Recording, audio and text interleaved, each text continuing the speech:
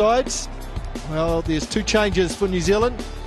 Will Young comes in for Devon Conway, who is under the weather and has COVID. Adam Milne comes in for Ish Sodhi. So New Zealand going with 4 fast bowlers and just the one spinner. And just the one change for Pakistan tonight, Grant. Yeah, Pakistan, well, you look at that and you see Saeem Ayub, who's impressed, but big names, Rizwan, Babar Azam and Fakhar Zaman at the top of the order, dangerous with the pace of Mohammad Wasim, Haris Rauf and Shaheen Shah Afridi, names that are notable in that lineup. A very strong team and a team that's had a lot of success at Hagley Oval. Well, New Zealand lead the series 3-0 on the back of a Finn Allen demolition job in Dunedin. Pakistan had no answer as he rattled off a record equalling 16 sixes at University of Otago Oval. Different ground, different night for Pakistan. They need a consolation win tonight. Sam Ayab, who is a very talented player, just 21 years old. For the BLACKCAPS from the Port Hill and he's team. got the veteran at the other end, Mohammad Rizwan, who will take over the wicket-keeping duties tonight as well. No Azam Khan for Pakistan tonight. Tim Southee, who's taken a bagful of wickets on this ground over the years. Very good average, good economy rate. It's been very good throughout this series. With the new ball in hand, ready to go. 9, 8, 7, 6, 5, 4, 3, 2, 1. Game on. Oh, it's a sellout here at Hagley Oval and we're all set to go. Southee with ball in hand, underway. Just a hint of swing. Can't beat Matt Henry on the 45. Well, Macca, early on, Southee's bowling into a northwester there. Little bit of movement, gets the line just slightly wrong. You never know as a swing bowler how much it's going to swing, what it's like, the atmosphere, and exactly the line that you should bowl. See Southee adjust it now. No slip in place though. Maybe looking to hit the pads of Ayub.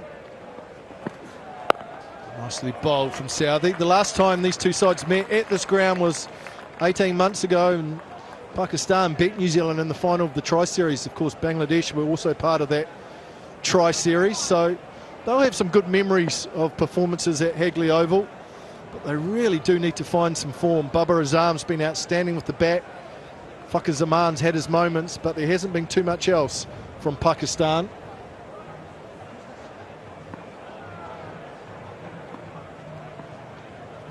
Oh, that's pulled away.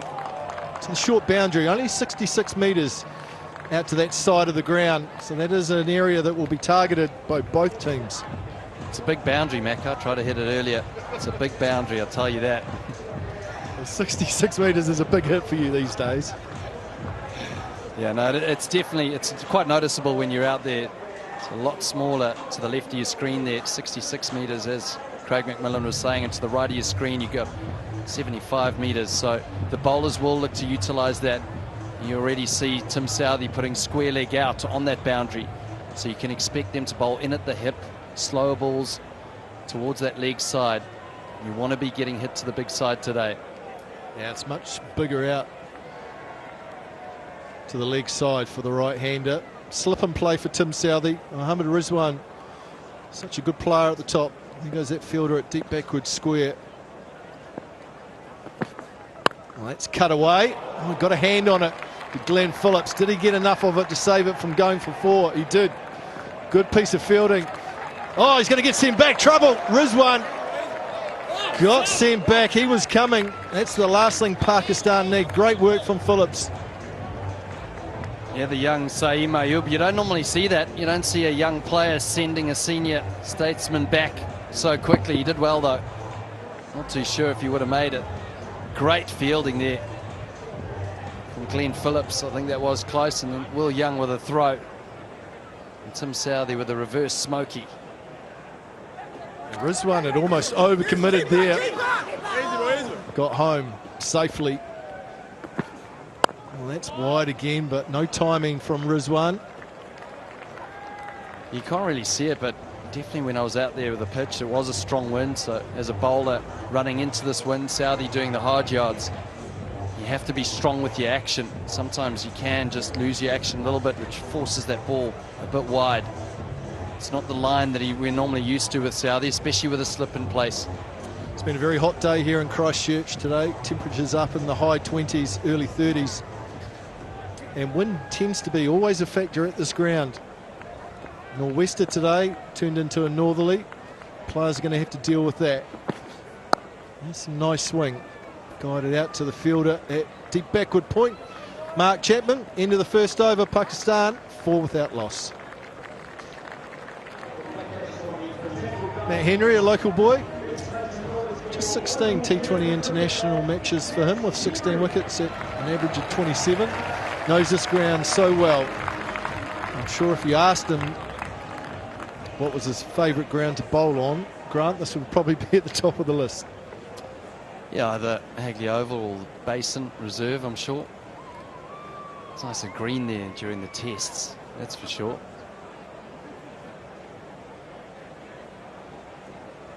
But what he does do well, Matt Henry, is he hits a good length and he asks questions early on. One slip in place. Oh, there's a little bit of movement back into the right-hander. That's that length he hits. And if you ask any batter in world cricket, they'll say that Matt Henry hits the bat hard. And you look at this length. If you go forward to that, it ends up hitting you high up on the bat with a little bit of seam movement. It's that wobble seam, isn't it, that you talked about it at the pitch report, that it's hard and there's consistent pace and bounce always here at Hagley, which is good for batting as well as bowling. It's in the air, they're going to come through for a single. Good running. Tell you what, that's a good shot because that's played on the up. It was a decent length from Matt Henry. And it just hits high up on the bat to Rizwan. Manages to hold his shape and just push it for one.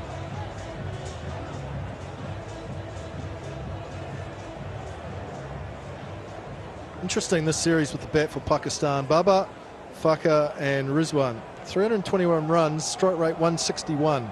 Everyone else for Pakistan, 190 runs, just a strike rate of 130. That's a lovely shot. No run. Again, just backing up the point we're talking about, Grant, that it's been a lone hand for Babar Azam so far this series, and Pakistan need a more complete batting performance. So they've got the opportunity, batting first on this very good surface, put a total on the board and put New Zealand under some pressure. And I also think for Babar Azam, where it gives him the confidence to maybe play a little bit more freely, knowing that he's got players around him that are going to pick up the slack if they are in a bit of trouble. Saeem Ayub's shown promise. He showed promise in the first game, but he hasn't converted. So he needs to bat longer. You spoke about Finn Allen batting more balls and being aggressive. Young player at the start of his career. He needs to show and convert that talent into performances. Yeah, there's been a lot of chat, isn't there, about Ayub. Played a test in Australia, and everyone you talk to says he is the next big thing in Pakistan cricket. Seen little glimpses we saw in that first match at Eden Park. Some glimpses and some of the talent he possesses. Edged and gone on the second chance. Great stuff from Matt Henry. He loves bowling here at Hagley Oval. New Zealand have an early one, and the youngster's on his way. Decent pace, decent length, asking questions. That's what Matt Henry does. And early on, have a look at this. Wobble seam, pitches on off, just goes away from Ayub. And on the second attempt, Daryl Mitchell takes the catch. New Zealand get there first. It's that of the talented youngster, Saeem Ayub. He goes for one, 5 for 1.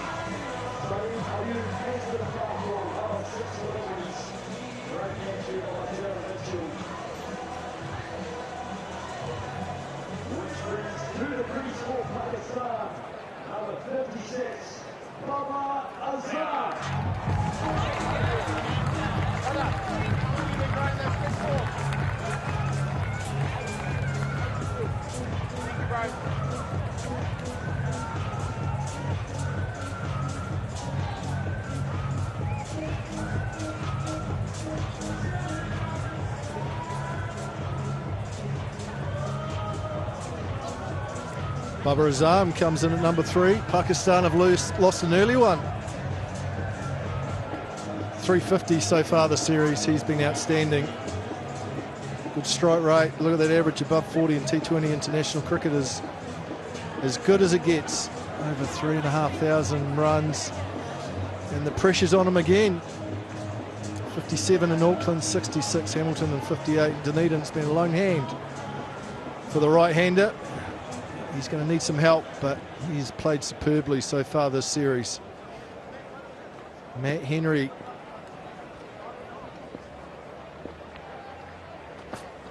Oh, past the outside edge from Henry. Great start by him.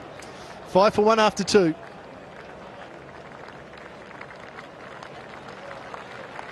Excellent over from Matt Henry, just one from it. Pitching off the wicket, seaming away, just having a little feel at it, Ayub. Trying to punch it through that cover region. Always a dangerous shot when there's bounce. When there's bounce, you get the edge, which is exactly why Daryl Mitchell is there. Brilliant start for New Zealand and Matt Henry.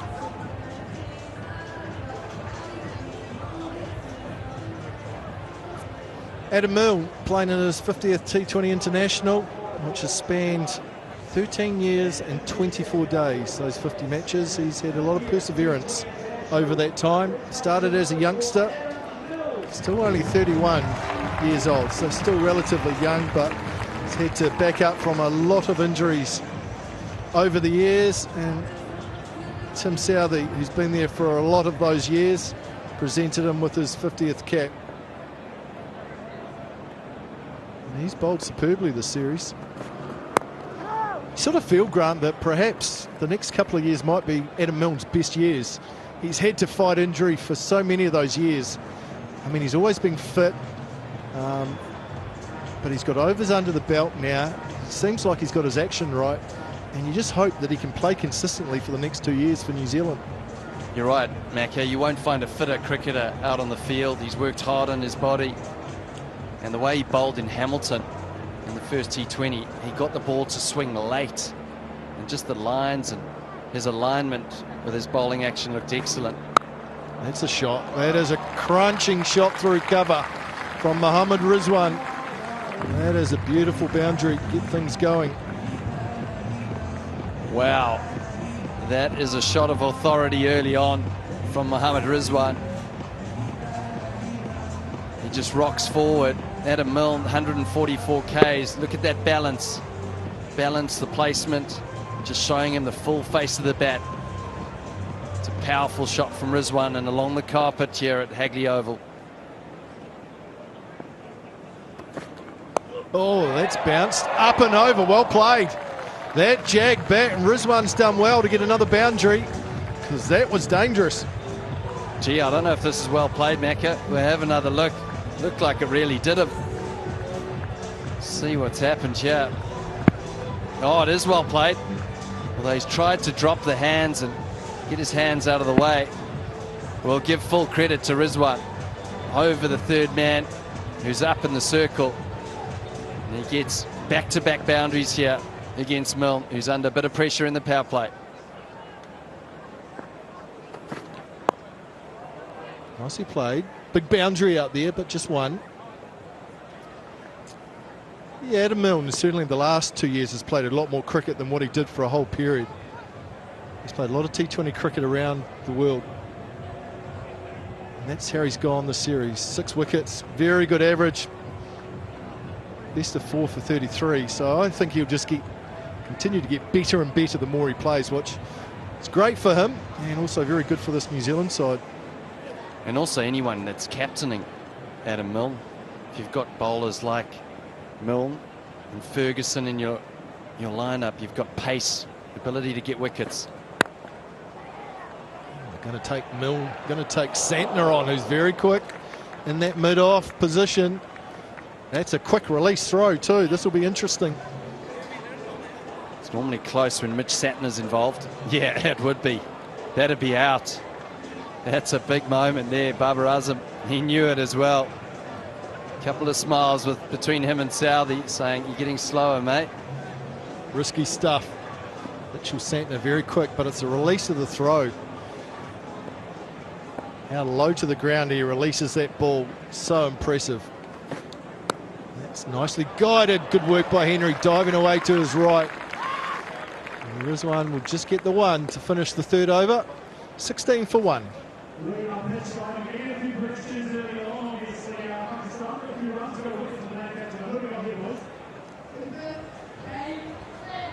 Firstly, for you, who's going to get the most runs for the BLACKCAPS tonight? Alright, so what about wickets? What about the final result down here? Henry's got about 30. Right, if you guys get all those three predictions exactly correct, we may or may not give you a prize tonight. If you get them correct, we may or may not give you a prize. If not, finally, we'll see what we can do. But good luck. 38 runs and a couple of top scorers. Wicket takers. Matt Henry has started very well here at Hagley. 1 for 1 from his over, about to start his second. New Zealand have picked up an early wicket. Oh, that's a beauty. Oh, that's a Jaffa. Just a little bit of nibble. Too good for Rizwan. Too good in 144 k's an hour. Look at this. He does so well, just mid-crease line, angled in slightly. Hits the seam and maybe just leaves Rizwan just a little bit. Absolute beauty with the slip waiting. Daryl Mitchell at 2.5, 3 slips. Fuller, nice drive. What's the timing like? Very quick outfield. Will run away for 4. Good from Rizwan. Touch full this time from Henry and he got hurt. Well, this is what makes Rizwan so good. You slightly get that length wrong, he'll cut you or he'll drive you. Just a bit too full from Henry. Decent line, not the right length. Well timed from Rizwan. This is a good surface, Grunt. You can see that the shots you can play. It's pace and bounce. There's a little bit of help with the new ball, but you get full value for your shots as well on this quick outfield. Oh, that's nipped back. Nicely bowled. Very dangerous with the new balls, Matt Henry. There is a bit of nip out there. There's a lot of grass cover on this wicket. It's dry grass. It's not too live.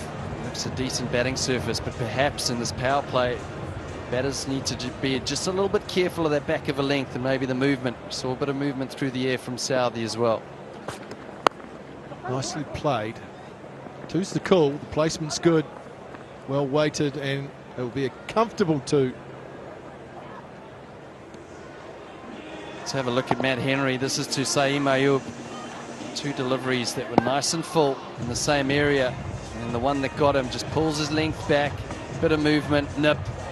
Thank you. Take the edge, the bounce. You've got Saeem Ayub there. Yeah, it's the angle across the left-hander, isn't it? There was just a little bit of nip away, which accentuated the shot. Mitchell took 2 goes, but grabbed it. That's nicely played too. Very strong off his pads as Rizwan. And they're going to come back for 2. That's good running. There's plenty of opportunities on this ground for 2s and 3s. Bubba Azam, remember, had a slight issue in the previous T20 in Dunedin. Had a little bit of groin trouble. The physio did some work. Just get a feeling there with that too, that he was just a little bit ginger coming back for that second run.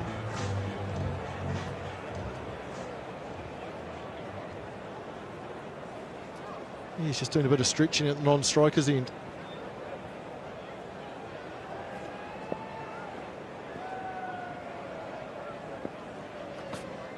Oh, it's a beauty. Does him on the inside. Good finish to the over. 24 for 1 after 4.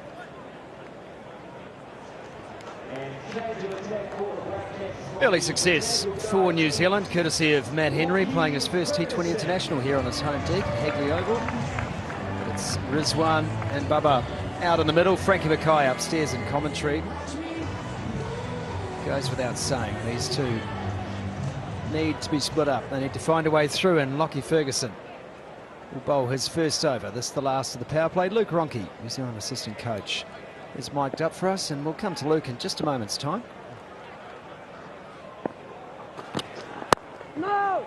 pace on. No timing. Luke, very good evening to you. Sumo here, and it's a good start. Good to get the early wicket, but these two now shape as the danger pair, as they so often have, don't they?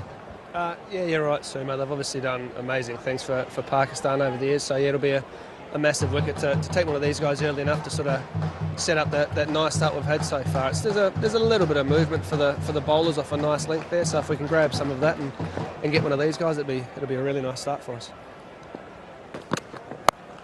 Oh, clobbered. Absolutely clobbered.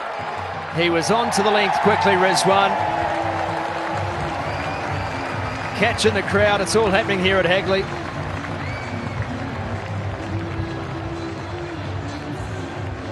In his wheelhouse, Frank. He's absolutely climbed into that one. There's Mohammad Rizwan at his best. Solid pair of hands up on the bank as well. Craig McMillan said we'd see some catches in the crowd tonight. That's the first 6 of the match, and that's clipped away nicely. Luke, can you give us, I guess, an indication of the selection here? No Sodhi today. You've gone for that pace attack. Did you feel that that's just what Hagley's about? Yeah, sometimes, but also I think the start of the day with that quite strong wind as well, it was going to make it hard to, and I guess a shorter boundary on that far side there with that 6. Just when I'm trying to, I guess, see the best, I guess, tactically what would work with our bowlers, and the guys are thinking that 4 seamers would be the best way to go. And it's in the slot, again lacking some timing. Sally hustles in.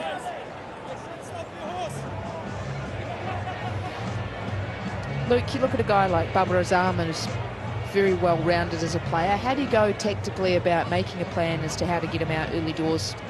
I think because he's so technically sound, he's sort of like a traditional style of batter. So I think if you can just build pressure early, I think it's bowl good areas. I guess almost like test match type bowling through that 4-stump channel and create pressure that way. This one just angles back in. The placement on the singles has been good, and we're going to keep an eye on Babar Azam. Just watching him in the warm-up as well. They were taking some high catches on the boundary. He came scurrying around the boundary and took a long time to stop, as if he didn't want to put any extra strain on what looks like an injury. As for the camp itself, Luke, it's been pretty well publicised. You've had a few dropping with illness, so I guess it's a case of a lot of extra precautions at the moment. Yeah, it is unfortunate, but I guess that's part of the way life is at the moment. Different things happen, people get ill, and then we got the guys here to come in and do their thing as well. That's short, and that's been dealt with all the way for 6. Babar Azam off the hip. There's probably none better in the game. Just missing this time, Lockie Ferguson. Luke, thanks for your time, mate. Not a problem. 51 for him. 50 up for Pakistan. Also up his dinner up here at the KFC zone. Perfect time for power on that. It's a good start from New Zealand early, finding the outside edge, and well held on the second go by Daryl Mitchell, but from there it has been all Pakistan. Mohammad Rizwan's been able to strike boundaries down the ground, been savage on the short ball. Babar Azam has been able to ride the short ball well as well. 6 each, 3 boundaries to Rizwan.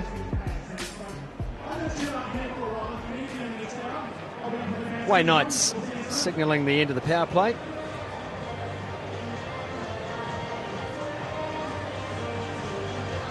Adam Milne coming back in for his second over of the day. The chance to bowl outside of the power play, and that's the danger when you think the conditions might suit the seamers and the pace a little more, but sometimes the faster it comes, the faster it goes.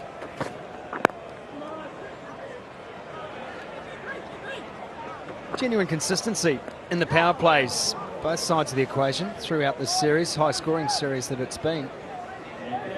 50 plus in every power play so far.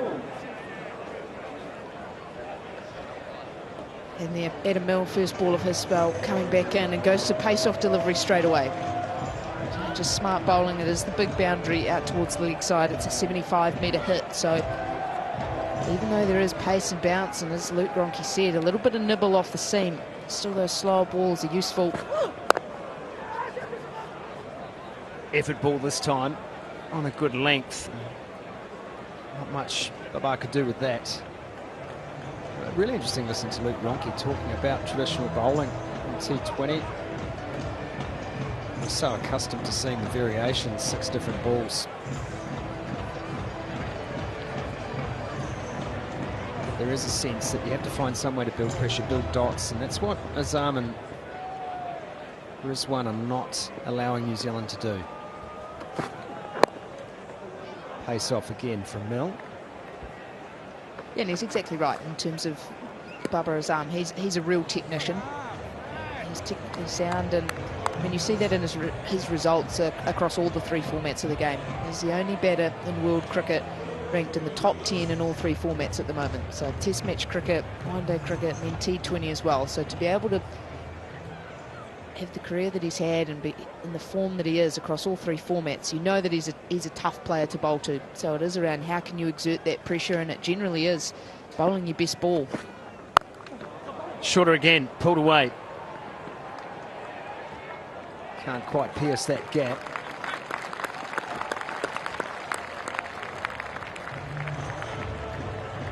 And sometimes it's hard to do that in T20 cricket, especially you start going for a few boundaries, and what you talk about so much is that variation and not bowling the same ball over and over again so players can't get a sighter at you. But sometimes you just have to, there are certain players who that consistency can be really useful. If you can find a spot that perhaps Babar Azam isn't scoring freely off, then you just have to keep going to that and make him change his game, get him outside of that batting bubble. Plenty of space on the leg side. These two have reached 50 in partnership. That has gone up, and there is the space we refer to. No one in there. Glenn Phillips much deeper. It's just done it for pace, that one. It's up over the 140k mark, and that's just pace and bounce. That means a little bit out of control on the shot. It's high on the bat, gets in a little bit closer than you'd like.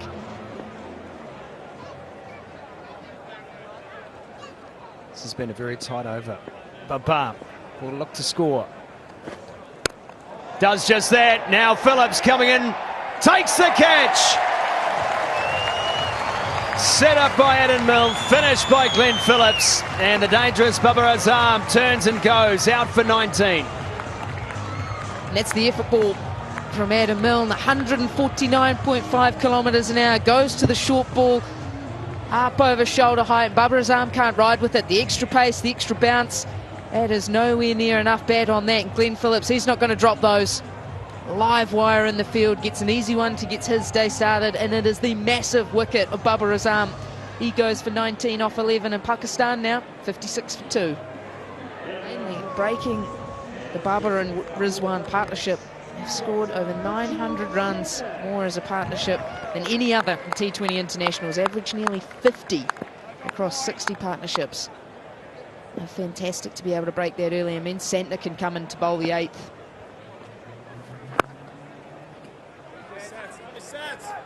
First on a spin tonight. Well, you get rid of Babar Azam, and there's cause for celebration. It was wonderfully set up, Milne, in that over.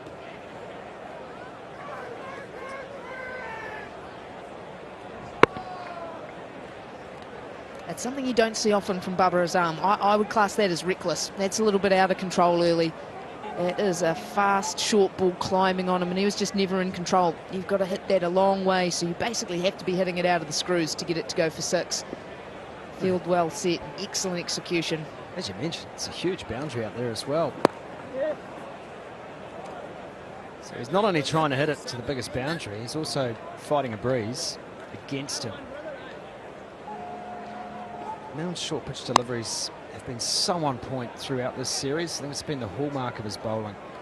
His ability to back that bouncer, that short ball, and the slow short ball as well, that Milne has.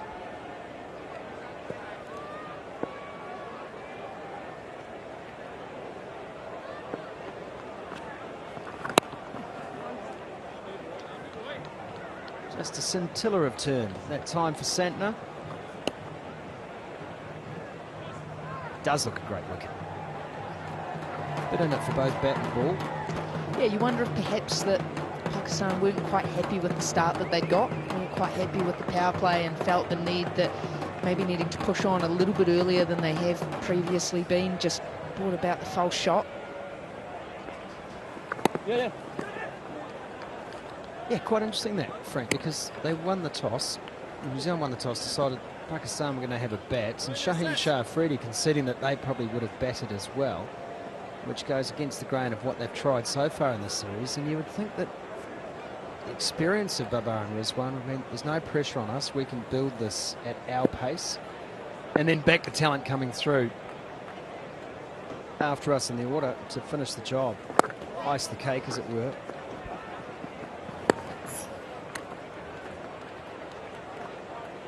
Yeah, it is an interesting one, because I think that the stats point pretty heavily to it being a chasing ground, that it is reasonably difficult to defend, especially if you get batters getting in and getting set. But teams also often have a preferred way of doing things. You have teams that like to set, it's their way they go about things. You have teams that like to chase, and maybe just a little bit of that thinking getting slightly muddled for Pakistan at the moment. Oh, that is great turn. Really good turn from Santner. Dot to finish, 61 for 2.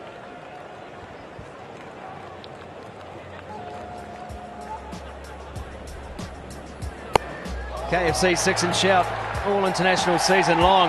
He's happy he's taken the catch, but if he downloaded the KFC app and he picked that zone, he could be having a feed too after the match, courtesy of the Colonel. Download the app, play KFC 6 and shout. Looking up the Port Hills, up to Summit Road. Beautiful part of the city that, on the other side into Littleton, across to Diamond Harbour. Really is something special on the doorstep of Christchurch City. Beautiful support, as always, from the Pakistan faithful.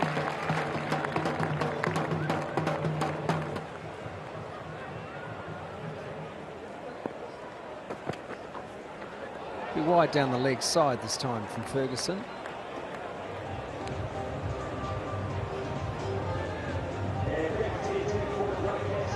Just looks like he hasn't quite settled on a plan here, Lockie Ferguson. Trying to bowl fast, but that's certainly not the fastest he can bowl, just 139.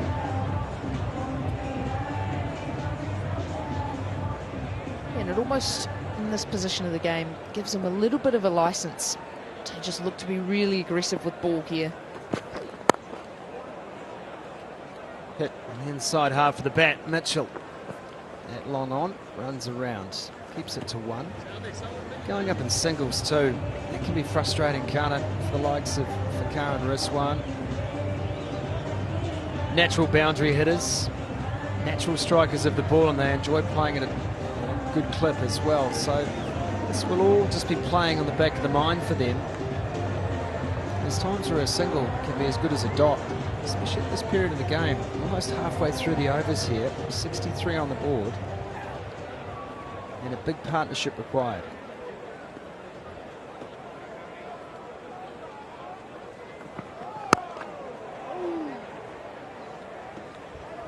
Well, that's the chance to really build some pressure here. As you've got the new man in. And Mohammad Rizwan, he's looked really good today. Things look really organised, look to attack the right deliveries, feel like he's got the pace and the measure of the surface, but if he's constantly having to cycle through partners at the other end and try and create partnerships again, that can weigh on his mind. That can take him out of that momentum, out of that flow state, and just make his life a little more difficult. Wide hole from Lockie Ferguson. Trying to stay out of harm's way. Fakar's a big swinger. And it can be really frustrating if you are the set batter who's in and you're just camped down the non-striker's end. You're watching the new man play and miss, face some dot balls. And that is good pace from Lockie Ferguson as well, 147k. He's had good success against Fakar. Oh, noise on the way past, no bat involved. Prior to this match, Frank, Ferguson v Fakar, 2 wickets, 1 run, 5 balls. So I would say advantage bowler in the matchup. Yeah, well, still 2 wickets, 1 run. Now it's just 8 balls instead of 5. This is exactly the over you want to the new player.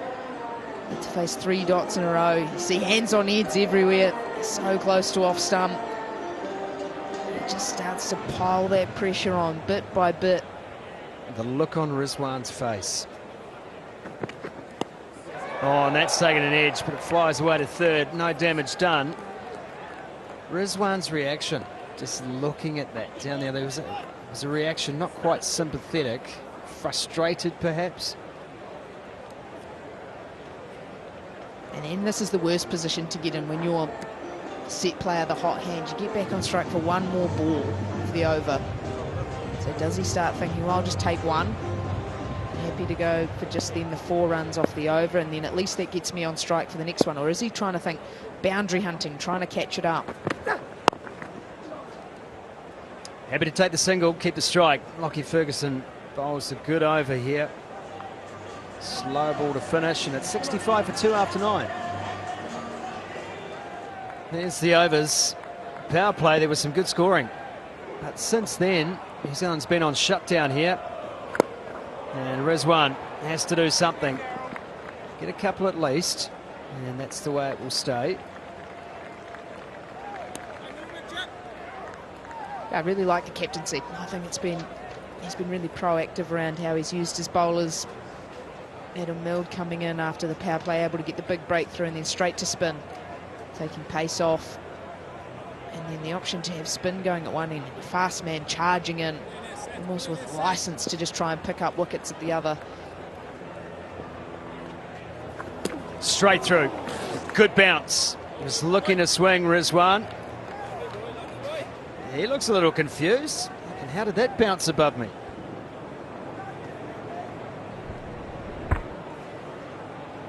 Excellent bowling. Had a steep bounce. It's climbing bounce. It's difficult to deal with. And the turn. Putting on a show, Mitch Santner. Last ball of his previous over. Turned a mile. Here he's extracting bounce. Now some turn. Rizwan's on notice. He's trying to take his favourite shots out of his quiver. He's just taken all the pace off that delivery as well. So the ball before was flat. It was quick, spitting off the surface. That one is slow out of the hand. It's tossed up. It's almost that feeling that it never arrives for Mohammad Rizwan. He's having to try and feel for it with the hands. Seifert's kept a lot.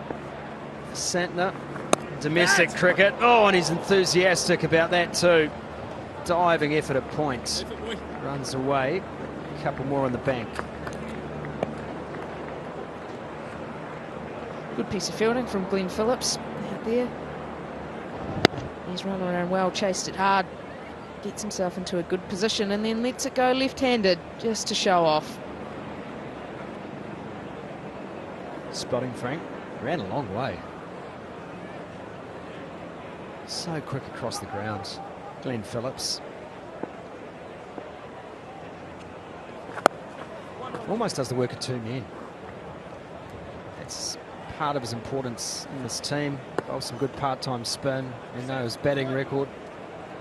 But I think what he offers in the field and the energy he brings to the side almost guarantees his name is almost in pen every week. And the man can throw over 50 metres with both arms. That's how impressive he is in the field.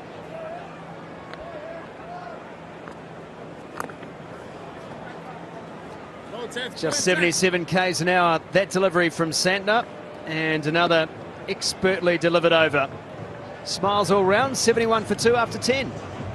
10 overs gone here at Higley Oval. Pakistan 71 for 2. The highlight so far, New Zealand won the toss and they said we'll have a bowl, and Matt Henry picked one up early, took 2 grabs at it to Daryl Mitchell, and then it was Babar Azam and Rizwan put together a partnership of 51, and we're looking pretty good, comfortable at times. Babar Azam was continuing on his form of the series until he took on Adam Milne. He bowled short, fast one, comfortable catch for Glenn Phillips. That was the end of Babar Azam. So there's a fair bit of work to do here for Pakistan, as this is the lowest 10 over score in the series so far. Previous lowest was 88 in the last game by Pakistan. So these final 10 overs have got a fair bit of work to do here at Higley Oval.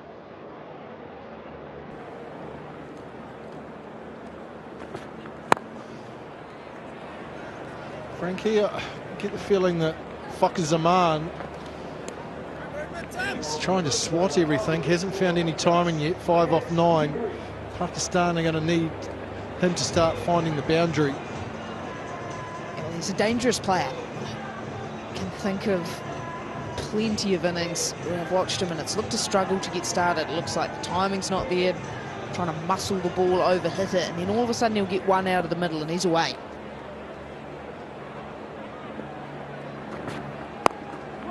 That's nicely played because he's picked the gap between the two fielders, so there'll be a comfortable 2. That's what you have to do here at Hagley Oval. Got to keep the ball along the ground on the big side and do plenty of running. Yeah, and you've got to cash in on misses and cash in on bad bowling, but it's actually the balls in between the boundaries that are key. And you can run a lot of 2s if you can use the space, and that gets the score going up and up pretty quickly. It's when you start having dot balls and a lot of singles in there that it becomes a little difficult. Some of the Canterbury magicians in the house watching today. Nicely played again, looking for 2. But there will not be 2 with Glenn Phillips coming in from mid-wicket. Well, we've talked a lot throughout the series about the size of New Zealand grounds and boundaries. Hagley Oval concedes the least amount of boundaries compared to other grounds around the country. Look at that. Boundary percentage just 15%. Where we were last game, University of Otago Oval, up above 20%. So this is a ground that you're not going to hit your way out of trouble. You've got to run your way out of trouble. Waka Zaman is trying to hit his way out of trouble. And he is hitting towards the short boundary on the leg side. It's only 65 metres. That is a shorter boundary on that side. But there's also a big boundary on the other side, Frankie. So you have to be smart how you go about accumulating your runs on this ground. Yeah, you've got to be able to pick and choose. You've got to be a little bit more selective than when you play on some of the smaller grounds around New Zealand where you can feel like you can just step hit. You can get your hands through the ball and trust it'll clear the rope. Well, it can get you out of trouble, can't it? On some of those smaller grounds, you can miss hit the ball for 6. In the previous game in Dunedin, New Zealand had 30 boundaries, Pakistan 23, for a total of 53 boundaries. Huge amount in the T20 International. So far tonight, 5 4s, 2 6s. So you can't rely on boundaries to get you out of trouble. You've got to do a lot of running. Prepare to pick gaps and run as fast as you can. Rizwan's got the idea. That's what he's trying to do. It's another good over from Matt Henry, just 6 from it. 77 for 2. 50 up for Mohammad Rizwan. He's played nicely. Top of the order. Continues his run scoring ways. Good strike rate. Quality performer for Pakistan. Yeah, he's been excellent. And to be able to have a strike rate sitting at just over 130 and only have 3 4s and a 6 next to your name shows that he's the one that has adapted. He's worked out a method on the surface already.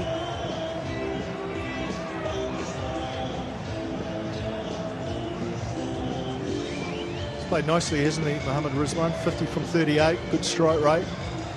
Needs to go on, though, for Pakistan. He's on the sweep.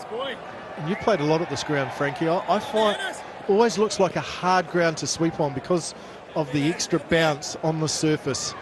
You're never in control of the shot. Yeah, absolutely. And it's also a ground that is not necessarily a lot of sideways movement. Where spinners are going to get you is the ability to drift the ball and then that extra bounce. Quicker. Nicely played by Waka Zaman. So you think about grounds that you sweep well and you get a lot of benefit for it. It's where the ball spins. It's when the ball's actually going sideways. And yes, there's a little bit of grip off the surface, but what Mitchell Sent is doing so well is varying the pace. He goes up, he goes down, he's prepared to take all the pace off the delivery. This makes it difficult to adjust. And then couple that with slightly grassy surface and the fact that the ball will, when you take pace off, get some overspin in the ball, it feels like it just sits in the surface, it never arrives But then the opposite, when the ball's landing on the leather, it feels like it kisses on, it really kicks at you. It's uncomfortable, hits high on the stickers or beats the outside edge of the bat, feels like it's climbing through. On the sweep again, no timing. And because of that extra bounce, it means when you are going onto the sweep, it's almost a hack into the leg side because you're so concerned about it, the top edge. You're so desperate to reach it that you almost lose that natural power and that fluidity that comes with a sweep shot. Yeah, I think it's a surface where you want to use your feet, hit straight down the ground. There goes the reverse. Showed that very early. Slowed up with some extra bounce again from Santner. Clever stuff. That's just brilliant bowling. That's down to 71 kilometres, and he sees it early. And it's almost like he just takes all the air out of the ball. It just never arrives. He's waiting, trying to delay the hands coming through. And so often you see in T20 cricket, or bowlers when they feel under pressure, spinners especially, you feel like you want to go quicker and quicker. Santner's prepared to take all the pace off. Oh, just beats mid-wicket. Wasn't far away from Southey. Good running. I'll come back for 2. 12 gone. 82. Ferguson back into the attack for his 3rd over. Edged! No, not edged. I'm sure I heard a sound. No reaction from the New Zealand players. I'm going to check my hearing. That's a great piece of bowling, just followed him. There's excitement up here from you, Mac, but no one else. Definitely sounds like there's a little flick on the way through. Maybe he's just clipped the ground, but definitely a little sound coming through the effects mic for us. He's got a wee tickle on that, Frankie. Just a wee tickle. New Zealanders haven't heard it. We have.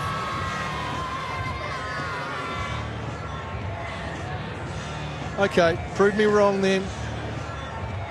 I take it back, no edge.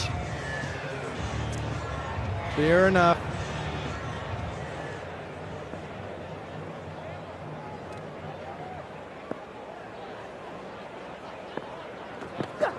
And that's nicely bowled. Pace off. It's an interesting one tonight. We're talking about the New Zealand selection.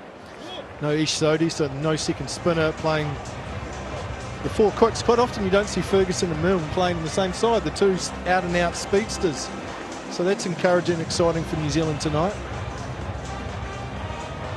Yeah, it is. And it is encouraging to see it get a surface with some pace and bounce, and you actually say, no, we're prepared to go in with all the quick men. We're prepared to take this handbrake off, take the safety off a little and just let them loose. Oh, it's gone up. It's gone a long way. Has it gone far enough? I don't think it has. Great catch. Mark Chapman had to wait an eternity. Ferguson picks up another, and it's been a struggle. Now Fucker Zaman has to head home. So that's probably not the ideal welcome that you were hoping for. Good crowd in here at Hagley. They're enjoying New Zealand on top again. Azim Khan left out of the Pakistan side tonight, so Rizwan will take over the gloves, and this man gets a start.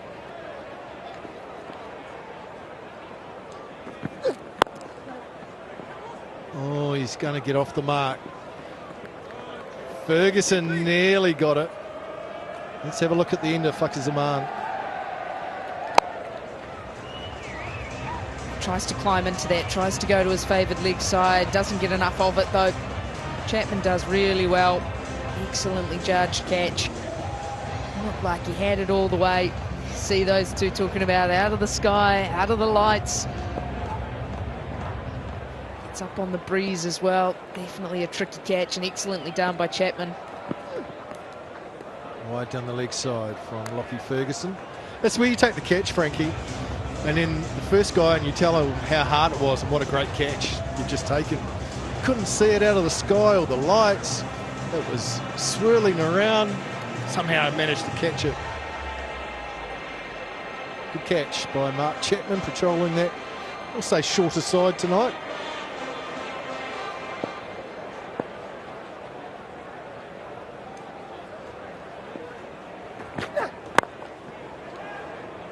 Rizwan's a busy cricketer, isn't he? He's just always on the go. Always on the go. And he's got an important role now. He's done well, 54 from 44, but you feel, Frankie, he's got to bat through almost, not the entire innings, but pretty deep for Pakistan here.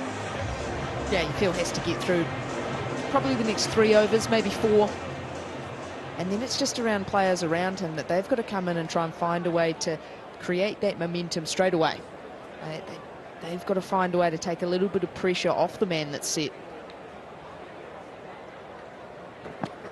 We'll go short, straight up. This will not be easy either. Good catch, Glenn Phillips. Geez, he's quick. Ferguson has 2 in the over, the extra pace. And it's a short stay after 5.5 years for Farhan. His pace, his bounce, it's hustle and bustle from Lockie Ferguson, and it's just got in too close. It's got up on the stickers, couldn't get the arms extended because of the pace, and how good is that from Glenn Phillips? He makes it look easy, but I can tell you that is a tough catch running back. Farhan, he's just got 1 next to his name in Pakistan, 86 for 4. Disappointment for the batter. 27-year-old, he's waited 5.5 years for that next opportunity. Couldn't make the most of it. Everything on the shoulders of that man, Mohammad Rizwan.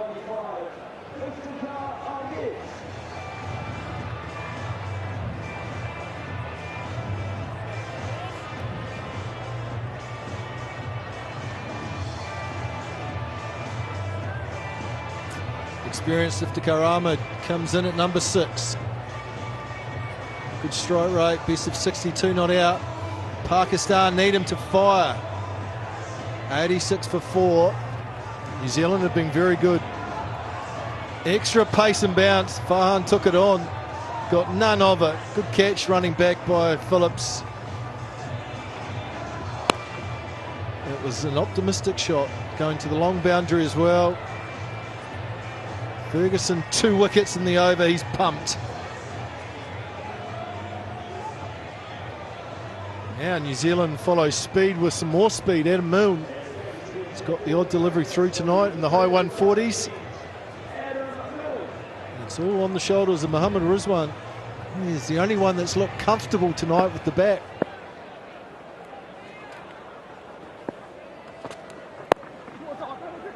Two's the call. Placement's pretty good. What's the waiting like? Not quite. See what he was trying to do. Right idea. Yeah, absolutely the right idea, and it's probably what you're looking for, is facing the majority of the strikes, so you can do more of that. Put it over the fence for 6. That's the end of that game. That's lost ball. 6 and out.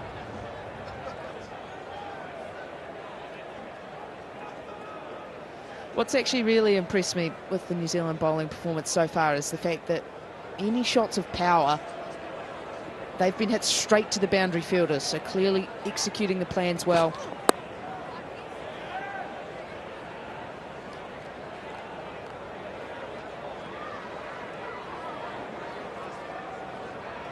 And so what you don't want in this stage of the match is you have to have your fielders, you have to have 4 fielders up inside the circle. You don't want the ball whistling around them. You want to keep it away from them as much as possible, and every time you're getting hit out towards your sweeper, it's just 1. You're keeping yourself ahead of the game.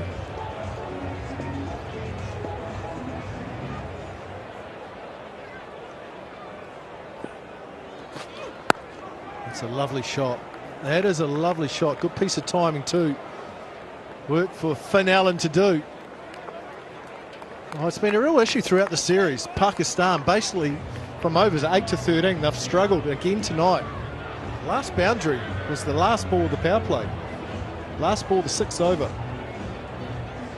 So they've gone, what, 7 overs, 7 and a bit overs without a boundary. Got to give a lot of credit to the New Zealand bowlers. They've been outstanding, but there goes the batting coach, Adam Holyoake. He's got the notepad out. That'll be wide down the leg side. I wonder what he's writing in that notepad. If I think about my experience as a former batting coach. Where have all the boundaries gone? Well, he won't be making a tally chart of them, that's for sure. He would have had nothing to do for the last 7 and a bit overs if that was the case. They need a partnership, don't they, Pakistan? Oh, that's nicely bowled. Nicely played too. That is exquisite. So skillful, so clever from Rizwan. It was a nice piece of bowling, but an even better piece of batting. There you go. Just as we start talking about boundaries, it brings one in. That is just clever. That is class. That is a man in form.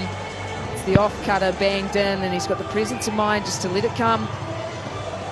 Runs it off the bat, and the perfect placement is perfect.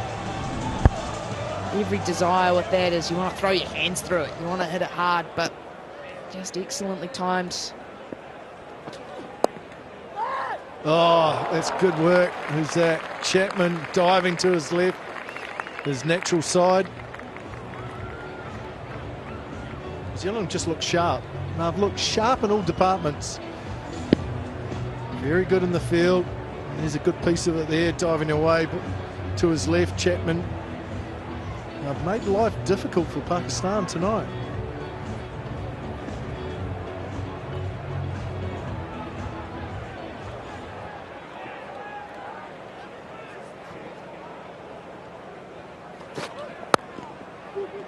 Two's the call because the placement's good. Not even Fennellan can save 2 there. Good over for Pakistan, 12 from it, 98 for 4. Lots of overseas visitors around, including a great contingent of Bombay and the Oval. Pakistan fans here this evening. What's your name? Who's going to win tonight, you reckon? There's an easy question for him. Now, Risham, you came from somewhere today. Where have you come from today? Sydney! Risham's come all the way from Sydney to be here tonight. He's got the drum with him. I think, Risham, give us a bit of a go with the drum, a bit of a chart. There we go.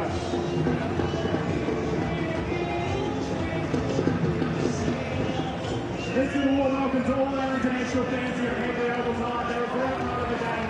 Current rate's not enough for Pakistan, 7 and over. We'll get the 140. Need to get 160 plus here at Hagley if you're going to be competitive on the surface. It's going to take some hitting in the last 6 overs. They have 2 players that can do that at the crease. Tim Southee into his 3rd over. Starts with a short one. Placement's good again, but it's Phillips, which means it's only 1. So quick, his coverage of the ground. He is absolutely rapid.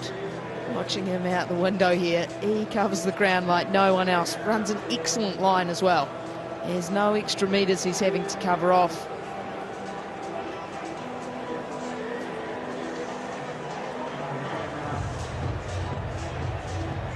Oh, he's coming in now into the ring, and fielders will move around. But I'd want him on the boundary. I'd move someone else inside the ring. Phillips has to cover so much ground out there.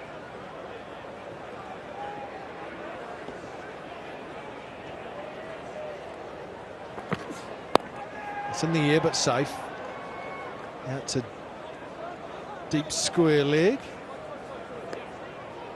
And it is the 100 up for Pakistan in the 15th over. This last 5 and a bit overs, they have to go here. They have to push things along. Glenn Phillips, he's out at deep mid-wicket.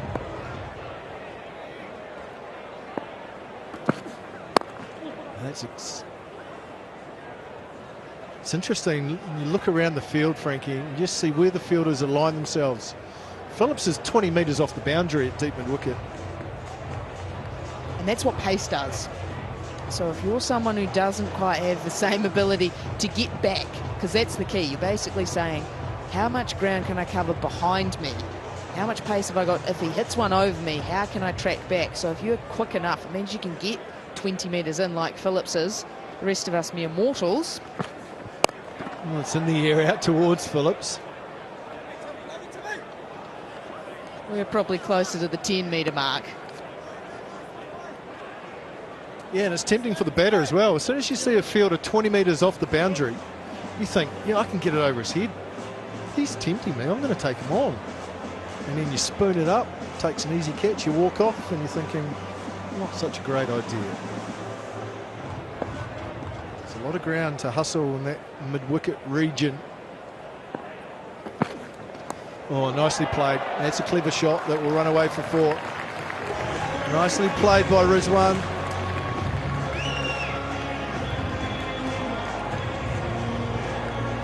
That's clever. That's clever batting, that is. That is the off-cutter.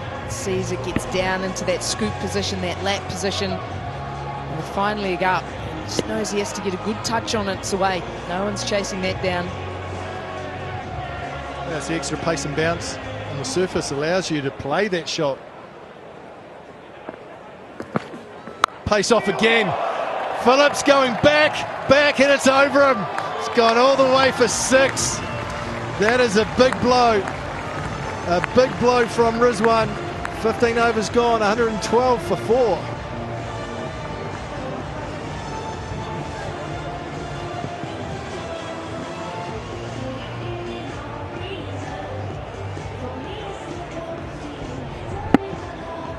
Took on the big boundary, did Mohammad Rizwan. Took on Glenn Phillips, and he couldn't get back even with his speed, despite his best intentions.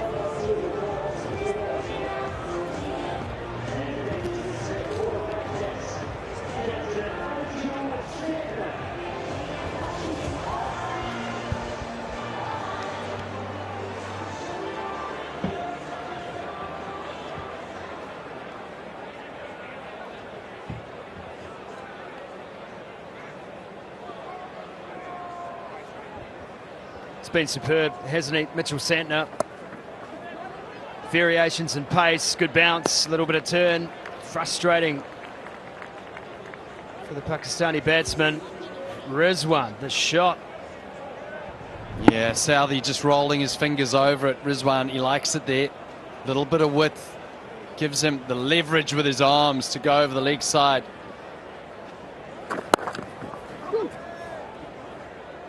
Cut. Happy to rotate strike. Rizwan has 4.5 overs here to tee off. Look at Glenn Phillips. He climbs the chili bin. He's athletic. Well, we mentioned it earlier, and Macca picked up on it again. It's like having 2 fielders in one. You feel like you don't need a short mid wicket in place because he's so quick to get to the ball. So you can leave that really big pocket, safe in the knowledge that it's going to more often than not just be a single. And that throw needed to be a little bit better to put pressure on Rizwan on that occasion. Yeah, I think if you're a young player and you're watching someone that you want to emulate in the field, it's Glenn Phillips. The energy, the effort.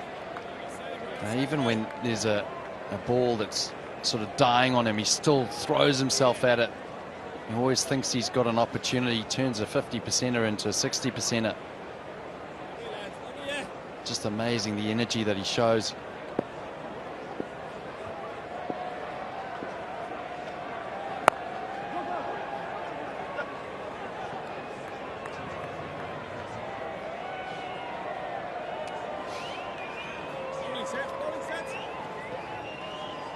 And 60% of the time it works every time.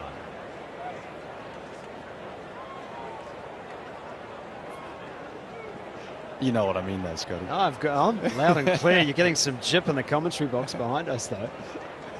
Yeah, from Macca for a change. Max shaking his head. Oh. When you only gave him a 10% increase, he was looking for more out of you. This one hurries on. You can hear the talk and the urgency between these two now out in the middle, because there is genuine pressure to make the most of these remaining overs. Santner has been so hard to put away. His economy rate's 5.7 with 1 ball remaining. Yeah, he's the perfect player.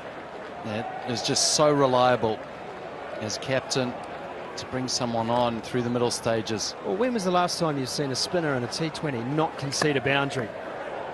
Not concede a boundary. That would have been the ultimate commentator's curse. Yeah, it would have been number 23. Finishes Santner 119 for 4. Ferguson in for his final over. There's no run there.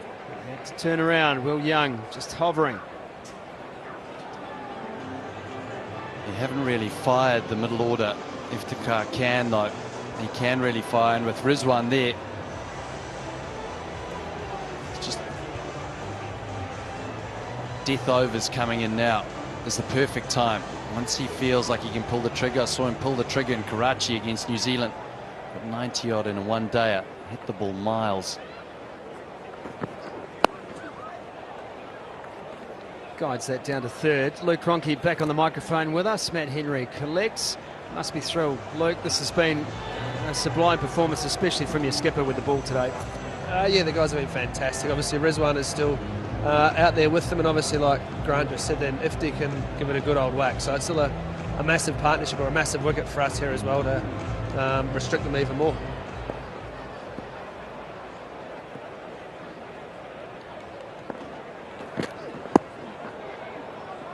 That's off the pad, just one. Had you talked before the match, Luke, around totals and what you thought might be a pass score on this pitch? Yeah, that happens every game. I think every sort of side looks at the data and the numbers and you sort of, I guess, have a total in mind you might look at. And sometimes here, there's always obviously great games of cricket here. I think it's obviously different with the 3 games we've had on those smaller grounds, so it's nice to see a little bit more of a, I guess, a skill set with the bowlers and the batters having to do some different things, which is always nice. Short from Ferguson. There is an appeal. They're asking the question. Wayne Knights. It's a big no from him.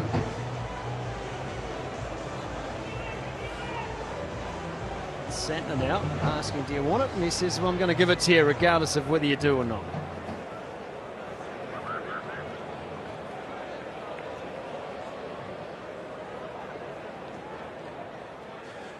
TV umpire director, we have a player review for a caught behind.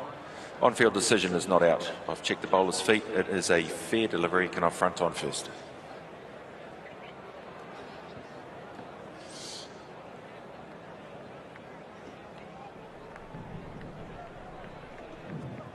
Okay. Close to the edge there. Can I have ultra edge next, please?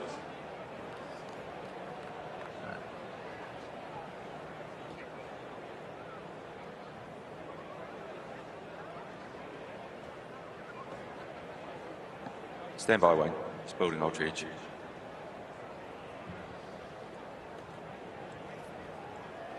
Ultra edge coming up. Flat line, and flat line as the ball passes the bat. Thank you. If we could go back to the on-field umpire, Wayne, you'll be staying with your original not-out decision. You're on screen. You can signal now. Thanks. Great call made by Wayne Knights. Standing with Sean Hagan. This one, Chris Brown, third umpire.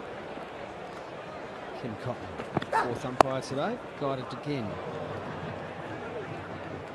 And the third man, and Matt Henry, just the one. And that's the end of the Lockie Ferguson over. No one to come. Hey, Ronks, obviously you played a bit in the Pakistan Super League. Are there any of these players out there that you've got a bit of intel on and that you played with? Yeah, I played with most of them, actually. Ifti played a bit of cricket with him. Saab Zada Farhan, who came in for this game, opened the batting with him a fair few times as well. Chipped away, Mitchell hustling. And they'll get 2 easily. Thanks a lot, Ronk. Good luck out there. Thanks, guys. 1, 2, 4 for 4. Well, obviously Luke Ronke isn't out there, but good luck in the stands, should I say. Yeah, he's there in spirit. I mean, it's great as a coach. You do all the hard work, you sit in the stands. It must be so frustrating for Luke Ronke when he's watching the batters and things aren't going quite right. He just feels itchy, like he wants to get out there. Well, he must have been very relaxed a couple of days ago in Dunedin, watching Finn Allen.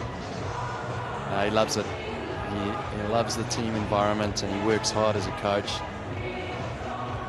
He's got a great attitude to the game, I think, and it shines through, especially in T20 cricket. It's not a nonchalance. He cares deeply about the results of the team, but he also understands bone deep how fickle this format of the game can be, and I think he gives his players a lot of confidence. Yeah, and also modern day players. So he's been through the T20 era. He's played in T20s. He understands it. Trying again to access that area over mid-wicket. It's been one shot, and that was the Rizwan 6. Nothing else, I reckon, has gone within 20 metres of the boundary tonight. Well, you talk about that Rizwan 6. I was commentating in the first T20 in Hamilton, and that's the one on the left. And today, have a look at this. That was his first delivery on the left that he hit over cow corner, both to Southey. First one swinging away, but that's his wheelhouse. So New Zealand will want to stay away from that because he's hitting it towards the short boundary now. He just has a little look over his shoulder. Third man's up as well. There's an area there open. Hustling for two. Hustling, and it's not there. Matt Henry chasing it down. Yeah, well bowled from Henry, just taking the pace off. It's exactly what they want to do. They want to keep Rizwan off strike. He's on 82, he's got his eye and he's dangerous. Those deliveries that we saw as well, Scotty, even though he can hit them over cow corner or through to mid-wicket, equally he can strike that through the offside. It's the same delivery, he can hit it in 2-3 different places. Just shows you the quality of the player.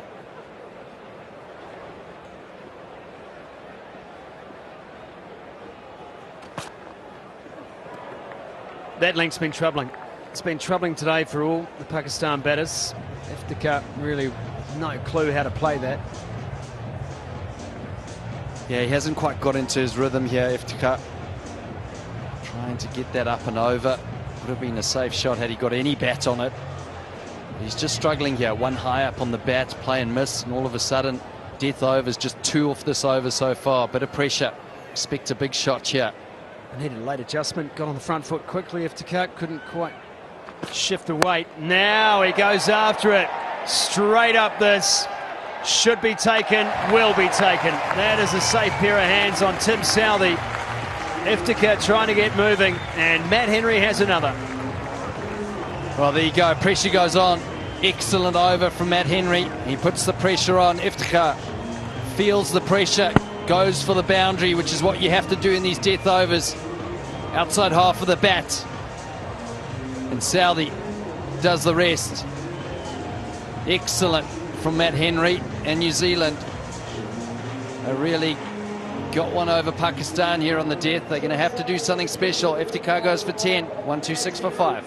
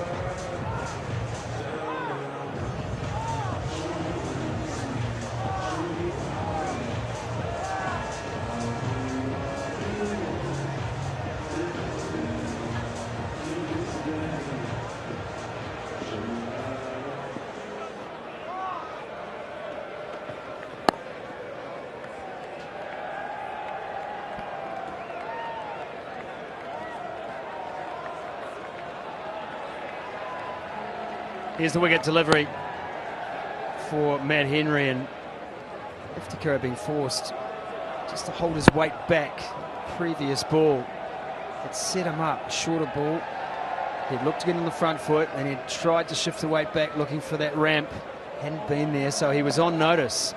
And just there you could see the weight was not in the right place for that shot. Lofted up, taken easily by Southey, pulled away. And that finds the gap. That's a decent shot from Rizwan to finish the Henry over and to finish the spell.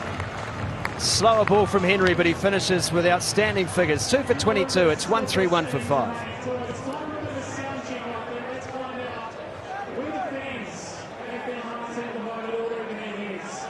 Pakistan fans, where are you? Are you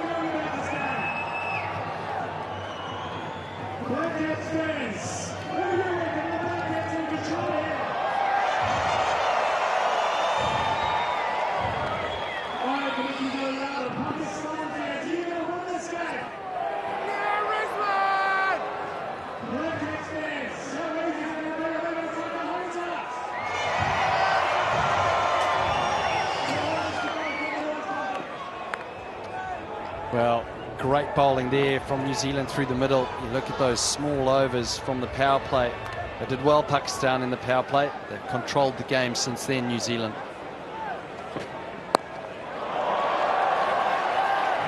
Six runs. That is a great start for Nawaz. Well, a maximum for Mohammad Nawaz. Well, he likes this ground. His previous best of 45 not out came here against Bangladesh just last year's season, and he's heading to the short boundary. So New Zealand will have to watch that with right-hand, left-hand combination, which means that they can pepper that short boundary, and that's exactly what Nawaz has done. It's a healthy shot from Mohammad Nawaz. And this time, he's gone the other way. Same result, back-to-back sixes off the bowling of Adam Milne. Mohammad Nawaz is not mucking about. Wow, that's the shot of the night for me. Have a look at this. Adam Milne, 136 k's an hour, takes pace off it, bowls it wide. Mohammad Nawaz just baseballs it. Come on, we've got to do better than that, Christchurch. At least a dive. Holding precious cargo. It's not going to spill it. It looked like he wanted it, though. He did want it. He just briefly. He just lost it, lost sight of it. Still a bit of twilight out there. Lights taking full effect. A lot of mitigation. Oh, and again. And again. That was in the slot, and that has been crushed over long on for six. Mohammad Nawaz, strike rate of 475. He's come in, all guns blazing. Back to back to back sixes off Adam Milne.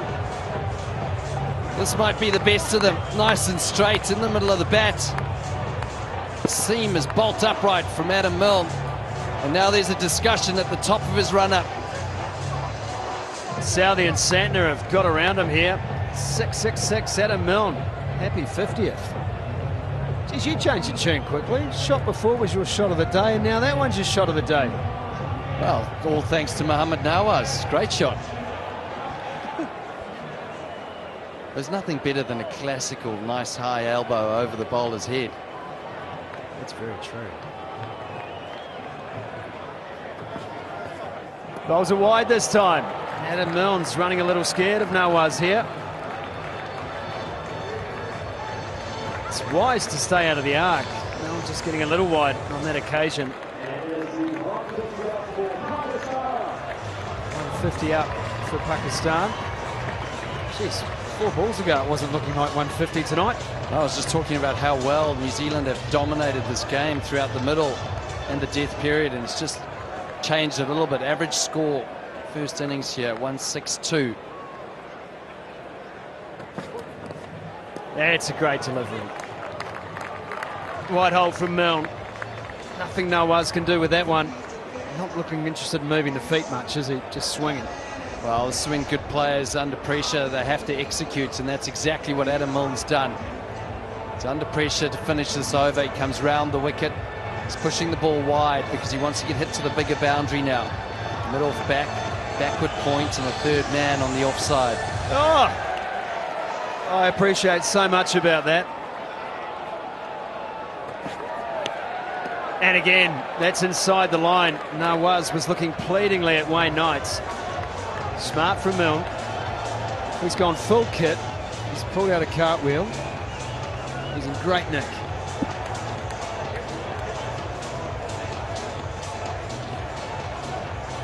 Great execution from Adam Milne. Mohammad Nawaz doesn't think so. He wants another look at that. Wayne Knight saying, I'm happy with my decision. 3 sixes are wide, 2 dots, and now he goes wide again, and that's got to be given despite the step taken by Nawaz.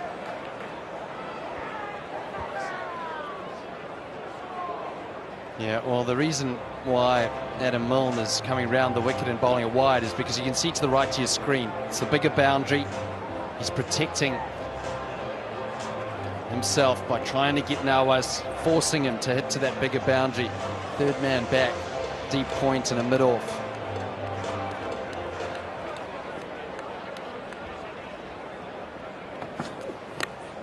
Wide again. Radar's gone a little off in this over for Adam Milne. It's tough though as well because he's got square leg and 45 up, or short fine leg, which means that that's just the middle of your screen there, those two players. So if he gets it slightly on the stumps, Nawaz can work it towards that area, which is going to be vacant, and use the pacer mill. So he's trying to push it wide, just slightly outside the wide line there. Let's look for that slow short one again. No, it's right on the stumps.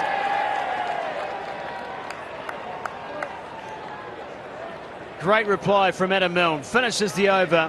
1 for 49ers figures tonight. 1-5-2 for 5. Lost their 5th wicket. 126. 8 balls later, it's 1-5-2. 26 runs and 8 deliveries. And maybe more to come here. There was about 4 different adjustments made by the batter on that occasion. Just the 1 run. Busy. He's a busy player, but he's crafty as well, and you just never know where he's going to play the delivery. Let's have a look at this one. I mean, this is similar to the delivery we saw earlier that he hit over mid-wicket for 6. Now he decides to just guide it to third man.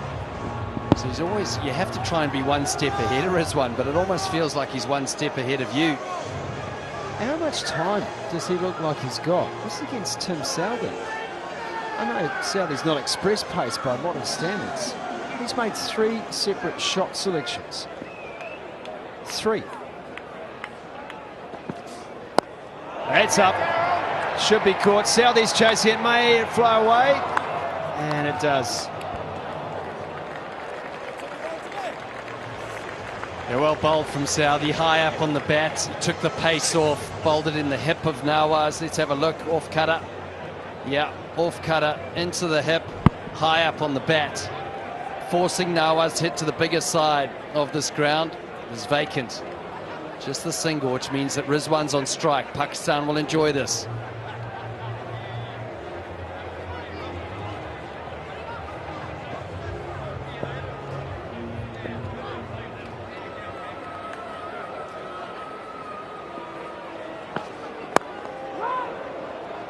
Straight to the fielder. Disappointment for Rizwan here. He's got 3 balls. He's got to make the most of them. Well, let's have a little look at Rizwan. Balls scored on the offside and leg side. See there, New Zealand have been disciplined though. They bowled in and around that 4th and 5th stump. But the ability to hit any ball outside the off stump towards leg, he prefers the leg side. It's his favourite area. It's nicely played through cover. 2's on here. It's the call. That's all they'll get.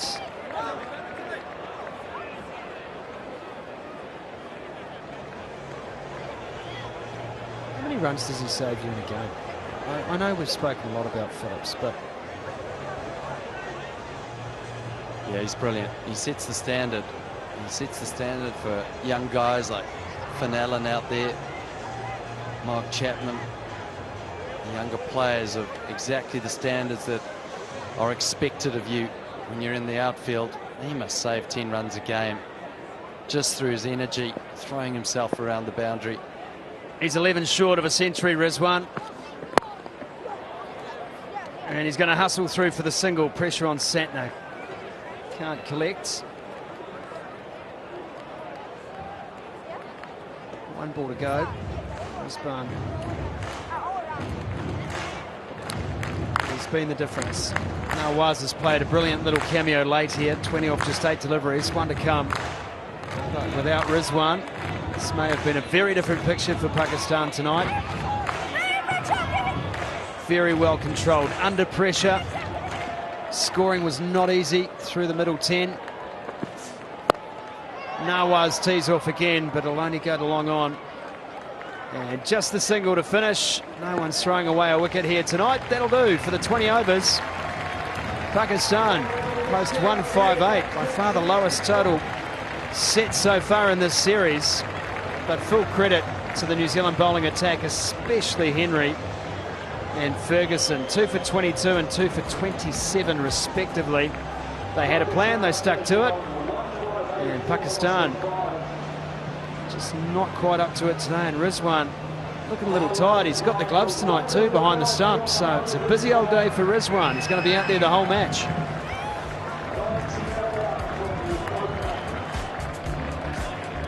Yeah, Henry, Ferguson and Satner, great through the middle. They controlled the game well. Pakistan exceptional in the power play. But I think New Zealand will be very happy with that total. Average first innings total of 162 at this park, so they kept them under that average score. Thanks to Mohammad Rizwan, who kept the innings nice and stable for Pakistan, but probably a par score for them in the end.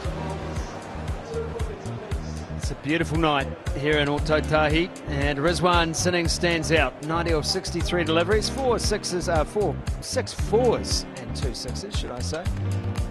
Babar Azam got going, but it was all about the Adam Milne matchup. Ferguson on for Carr. It's become a regular part of a scorecard. That's caught by Chapman. Ferguson's bowling for 9. Just one for Farhan tonight, back into the side ahead of Azam Khan.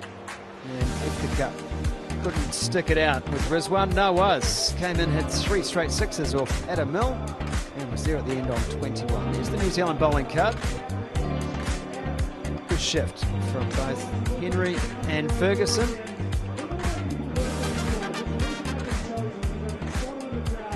And while we're on the subject of Lockie Ferguson, let's head downstairs and catch up with the man himself. Thanks, Scotty. Lockie, how good to be back out on the field and back out in front of a packed crowd. Yeah, no, great crowd out there today. Certainly a lot of support, which is nice. And, you know, the boys, exceptional bowling all round again tonight. How's the body feeling? It looks like the rhythm's looking pretty good. Ball's coming out well. Yeah, no, good. Enjoying my time again with the crew. Nice to hit a couple of poles, but I think that sort of stems on from the work that's been done at the other end. We've been talking a lot about hunting as a pack in ways, so I think we've done it again tonight, which is great. Yeah, you mentioned that, hunting as a pack, the 4-seamers today, the quartet out there. You picked up a couple yourself, but just how cool is it to get out there with the 4-seamers? Yeah, nice. Hagley wicket, obviously, it's a nice bouncy track, offers plenty for us quick. So once again, boys did really well, and Finn and GP, the work they did on the boundary saved us plenty of runs. So I think pretty good total, should be happy to chase it. And nice to turn up, something that a little bit in the surface for the seamers as well. Yeah, no, there's always a little bit here, I think, especially from a bounce point of view, which is really nice. So love playing at home, especially in front of a crowd like this. Great. And what do you make of this total? You think that's a little bit below par? Yeah, we talked sort of 160. If we can keep them under that, we're pretty happy. The winds, I guess, died down a little bit.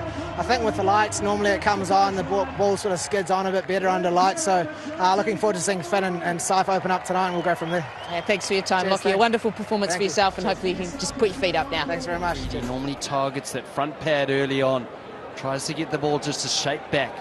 One slip in, crucial moment this power play. Oh, there's some swing going down the leg side. That's encouraging for the left armour. Finn Allen's going to have to be just a little bit more careful this first over or two if there is some shape, what she was there. Yeah, as a right-hander, you're really conscious of where that front foot is going. You don't want to be stepping towards cover, closing yourself off, playing across the delivery. You'd rather get out of the way of it, which is why that second slip is crucial, because if Shaheen Shah Afridi just trails the ball across Allen, brings in that outside edge. Oh, there goes some swing. That's 4. Swatted away for 4.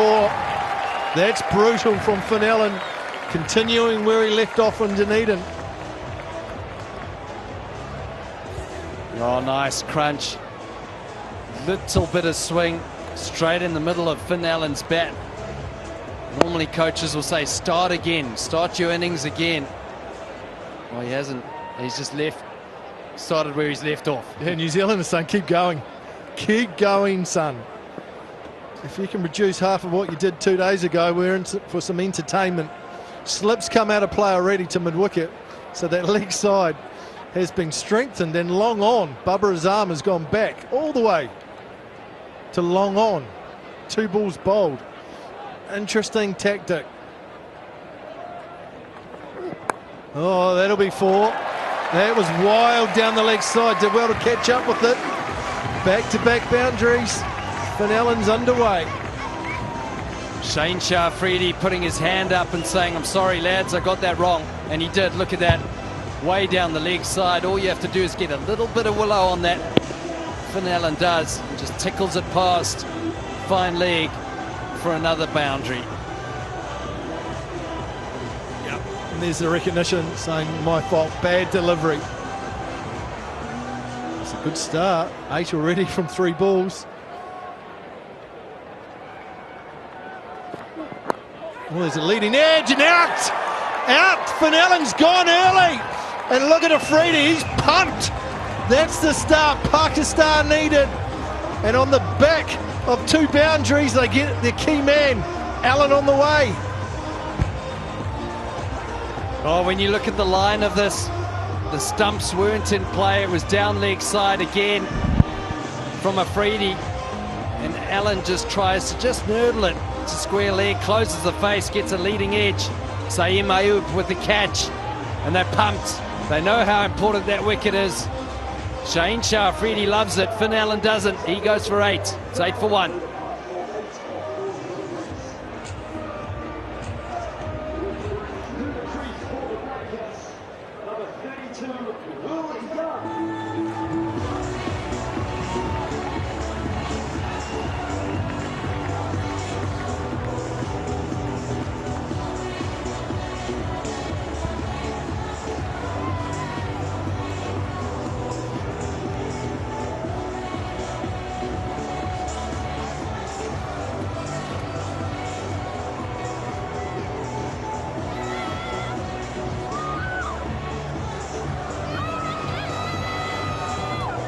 Shaheen Shah Afridi's got some fans in the crowd. They're ecstatic that he's picked up Finn Allen in the first over. Well, Young, first taste of game time this series, comes in for Devon Conway. And he comes in on some good form in the local Super Smash T20 competition for his local side, Central Districts. Good player. But there's enough movement here with the new ball. This will be a testing couple of overs for the New Zealand batters.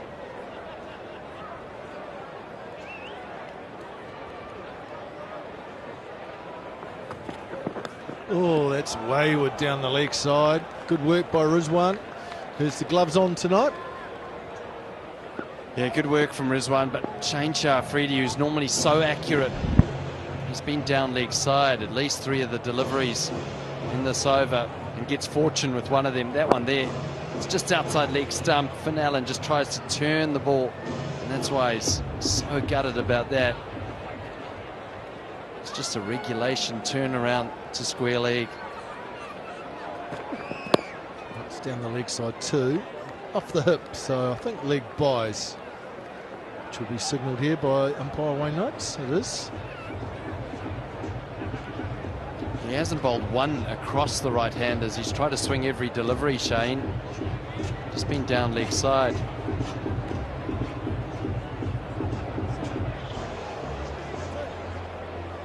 But there is movement, so that's the positive for Pakistan and Shaheen Shah Afridi. There is movement through the air, and with that creates opportunity. Opportunity for LBW getting that front pad involved. Oh, that's in the air. That might be out. It is out. Oh, they've got 2 in the first. Afridi. What's happened here? Seifert chipped it to mid-on, and all of a sudden New Zealand are 10 for 2.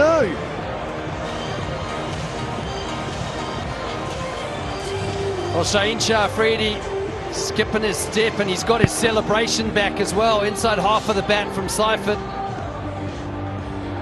Just high up on the bat. He wasn't sure whether to go through with the shot or just defend it. Ended up half and half.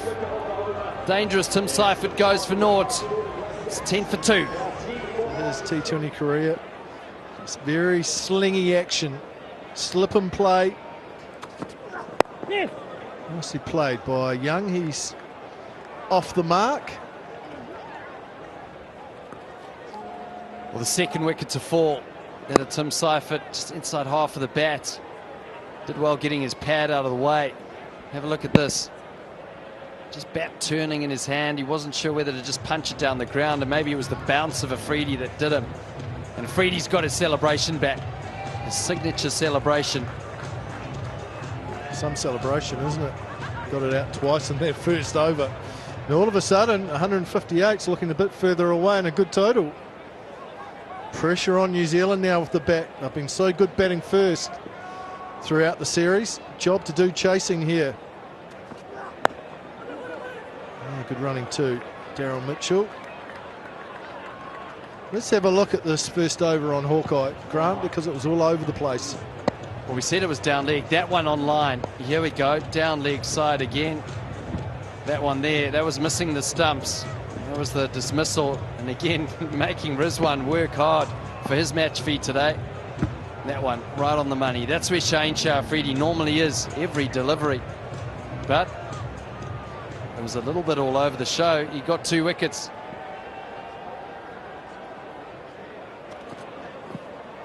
You'd take 2 for 10 any day of the week, wouldn't you, Grant? Average 5? Absolutely. Doesn't matter how you get them. But you do hear bowlers say on a lot of occasions, they go, I thought I bowled well, and they've leaked runs in T20, and sometimes they feel they haven't bowled as well and got wickets, and it's the nature of the game. But early on, when you've got a new ball, it's swinging. We know how penetrative he is at the start of an innings, especially in his first over, Shane Shafridi. It's because he's normally a lot more accurate than that, but maybe accuracy doesn't matter today. He played off his hip by Young, up on his toes. Sun setting here in Christchurch. It's been a very warm day. Forecast is good for Sunday as well. Both these teams will be back. That one will be a day game. And I would expect there'll be another big crowd who will come in Sunday to see the final match of the series between these two sides.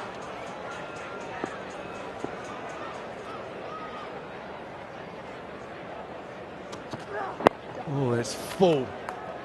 Zoning in on leg stump is Zaman Khan. That's where he's dangerous. He's dangerous in the Yorker. That's why he's in the team as well. Death overs. He swings it early on, but at the death, he can really slide this Yorker in. Comes from almost the umpire's chest, his front arm. So it's hard to read.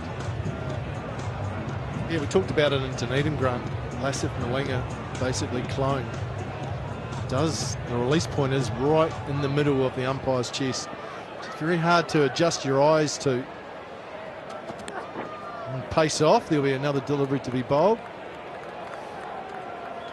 It's probably a more balanced side, Pakistan, I think, tonight, with Rizwan with the gloves back on. They still have struggled for that middle order slot. No one's grabbed it. Azam Khan hasn't grabbed it, and neither did Farhan either tonight. You have to feel a little bit sorry for him. It's been 5.5 years since his last game back in 2018. But they need to find someone in that middle order. Oh, he goes bouncer, and it's going to be called wide. Another delivery to bowl. Yeah, well, I think I've seen Iftikhar do it on a number of occasions, Iftikhar Ahmed. But also Nawaz. You can see that's way over the head of Will Young. Mohammad Nawaz was exceptional tonight. He came in, little cameo from him. 3 sixes in a row off Adam Mill. But you're right, that middle order is just so important to finish the innings. Try and get that the death overs sorted. Past the outside edge. Good over from Zaman. 2 gone, 16 for 2. This was earlier on today. Stephen Bock ringing the bell. Love that. The traditions of cricket. Emulating Lords. They didn't ask you, Macca. Not tonight, no, Grant. Have you rung the bell? It's only the 3rd time it's been done, so no, I haven't. Okay. And Stephen Bott, couldn't think of someone better to be ringing the bell. He's been a major contributor to Canterbury cricket, New Zealand cricket over the years. Oh, it's a nice tradition that they've started here. Obviously, we've seen it at Lords. I've seen it at Eden Gardens, Calcutta as well. Big bell there. And just for international matches, there'll be someone there to ring the bell. And tonight it was Stephen Bott, former player, former New Zealand cricket president as well. And very worthy recipient of the bell ringer tonight.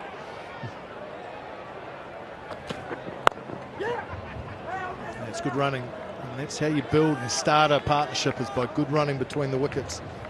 Yeah, I think those traditions of the game are just so important. I quite like them bringing them into T20 now. Bring the traditions of the game so that we just don't lose them at all. Like what? Well, I mean, that's a nice one, the bell ringing. We've got, you know, in Eden Park, they've got different chairs for different moments of games. They've started doing that around the grounds, historical moments, and I think you've got to keep the traditions. You've got the books over here in Christchurch at Hagley Oval. You've got photos of players, ex-players. Well, that's not far away from the stumps. Played very late by Will Young. Well, they got chairs at Eden Park, have they? Who's got a chair at Eden Park? They've got What are they? honours boards as well. Oh, that's right. You had a 6 at Eden Park, didn't you? You've got a chair. That's right. That's only the 3rd time you brought it up tonight. Well done. Now, Macca, just because you didn't ring the bell today. Okay. I can only be in one place at a time, to be fair. And that's going to be another wide down the leg side. Wide starting to add up early here for Pakistan. Shane Shafridi, 4 wides already for Pakistan. Into the extras. They can't afford this under par score. But they have started well, extremely well. They'd want 3 wickets in the power play. They've got 2. Shane Shafridi, they'll be looking to maybe bowl him 3 overs through. I'd definitely look at that.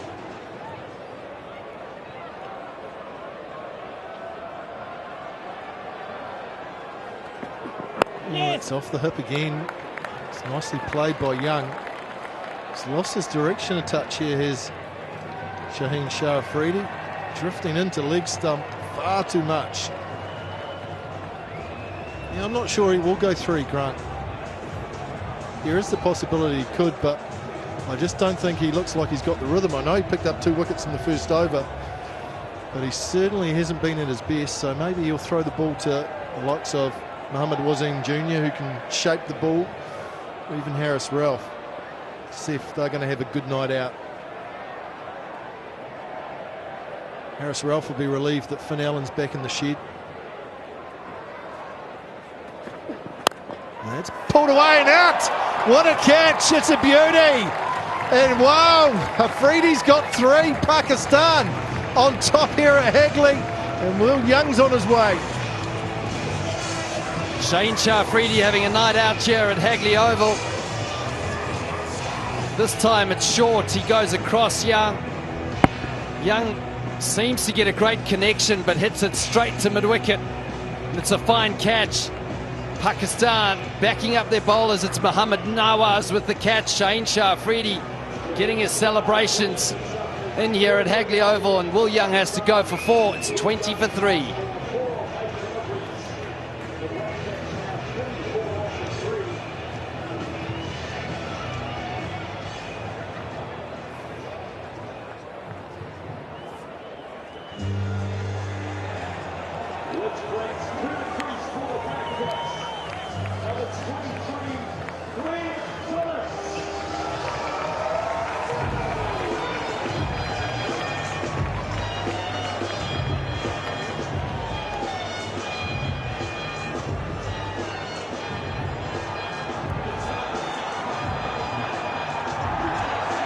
New Zealand under the gun here, 20 for 3. Just in the 3rd over, Glenn Phillips makes his way to the middle. And it's a very good record, good average, good strike rate, 200s. T20I, cricket, busy cricketer.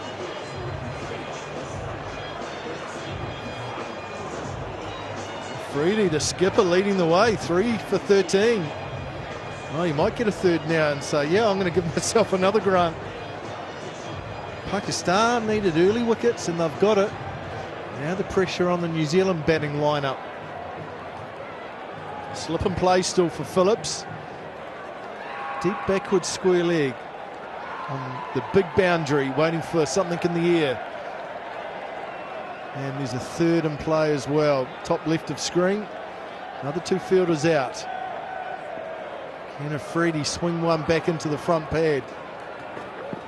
Oh, he can, but it's done too much. It's missing, it's going down. But it's a nice swing and shape. Gee, that was late shape. It's just unfortunate that Afridi's just been touch leg side tonight, ever so slightly. It just shows you how late. Let's see the seam upright, swinging in late. There's no way that's going to be out. Maybe not even hitting another set. Tell you what, if he gets that over starting on off stump with that swing, look out. There's a gap between bat and pad, and he'll bring the stumps into play. Just has to push the initial line a little bit further outside off. He's got a nice breeze coming across the ground for that in swing. Fine leg's gone back now. Square legs up inside the circle. Fuller. Phillips is going to pinch a single. Great over for Pakistan. Another successful one. New Zealand 21 for 3.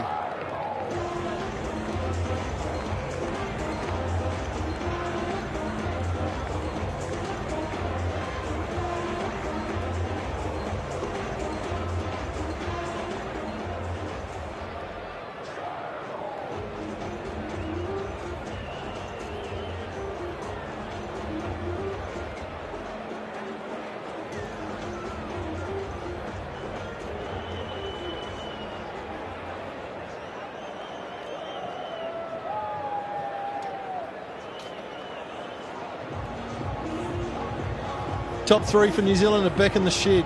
Allen, Seifert, Young, all gone. And it's Shaheen who's done the damage for Pakistan. So it's that New Zealand middle order that's going to have to chase down this total. 159, the target for New Zealand. Harris Ralph was expensive in Dunedin. Finn Allen took a liking to him. But he's back in the shed, so an opportunity now for Harris Ralph.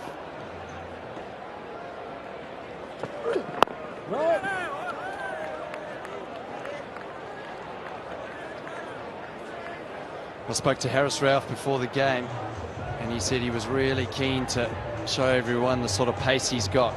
Starts off at 142.2 kilometres an hour. See there, average swing. Pakistan maybe under lights in the evening here, maybe swings a little bit more. The radar hasn't quite been on. Despite that, New Zealand find themselves 3 down in the power play. Harris Ralph to contend with. He'll relish this opportunity now. This, when he's at his best, he can attack the slip in place. Nicely played. Oh, good piece of fielding too. That's Ayub at point. He's been excellent. He's taken 8 catches so far this series. Had a very safe, dependable pair of hands.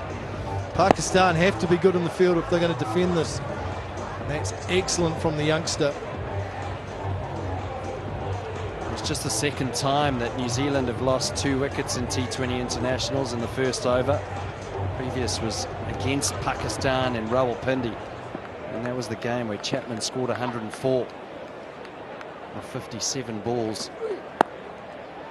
Nicely played, picks the gap behind point, does Phillips. Work for third to do, he won't get there. Nice placement, nice timing, first boundary for Glenn Phillips. Well, if Mark Richardson's watching, he will love this stroke. He says that this is his favourite cricket stroke here. Back foot drive, on the toes, bang. Glenn Phillips waits for it, times it, places it perfectly, all timing and precision. Look how far back Mohammad Rizwan is. Look where he's starting. That's Shoaib Akhtar like. Remember playing Pakistan a couple of times and the keeper was outside the 30-yard circle. He's only a couple of steps inside. That's deep. That is really deep. Which says a lot. Oh, he's going to have to go. Does. Oh, he's quick. Keeper's a long way back, which is nerve off-putting from a batting point of view. Well, when you see that, the best way to play Ralph is probably from the non-strikers, isn't it, Macca? With that sort of pace. That's the best way to play Shoaib Akhtar, let me tell you that. It's not often you see a keeper that deep. Oh, he's slippery. He's really skiddy, is Ralph. He can get it up to 150. He's only operating in the 140s now. He's just moving the field here. He's moving third man finer, which might suggest that he's going upstairs here to Daryl Mitchell, square leg back. And nicely bowled. Up to 140, which is good heat. Not express pace. Mohammad Rizwan's very deep. Hard to believe that he was a salesman that was found in Finder Kalunda. 400,000 participants that took part in finding out who could be a professional cricketer, and one of them was Harris Ralph, who ended up being found, and here he is on the international stage. Just a pool of talent in Pakistan. That's a good first over. Just 5 from it. 26 for 3. Good pace, that last delivery up to 145 clicks. It's starting to get right up there from Harris Ralph. Pakistan fast bowlers will enjoy the surface here at Agley Oval.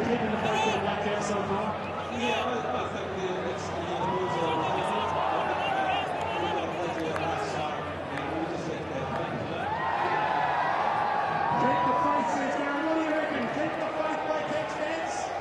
Let's see them bring us home.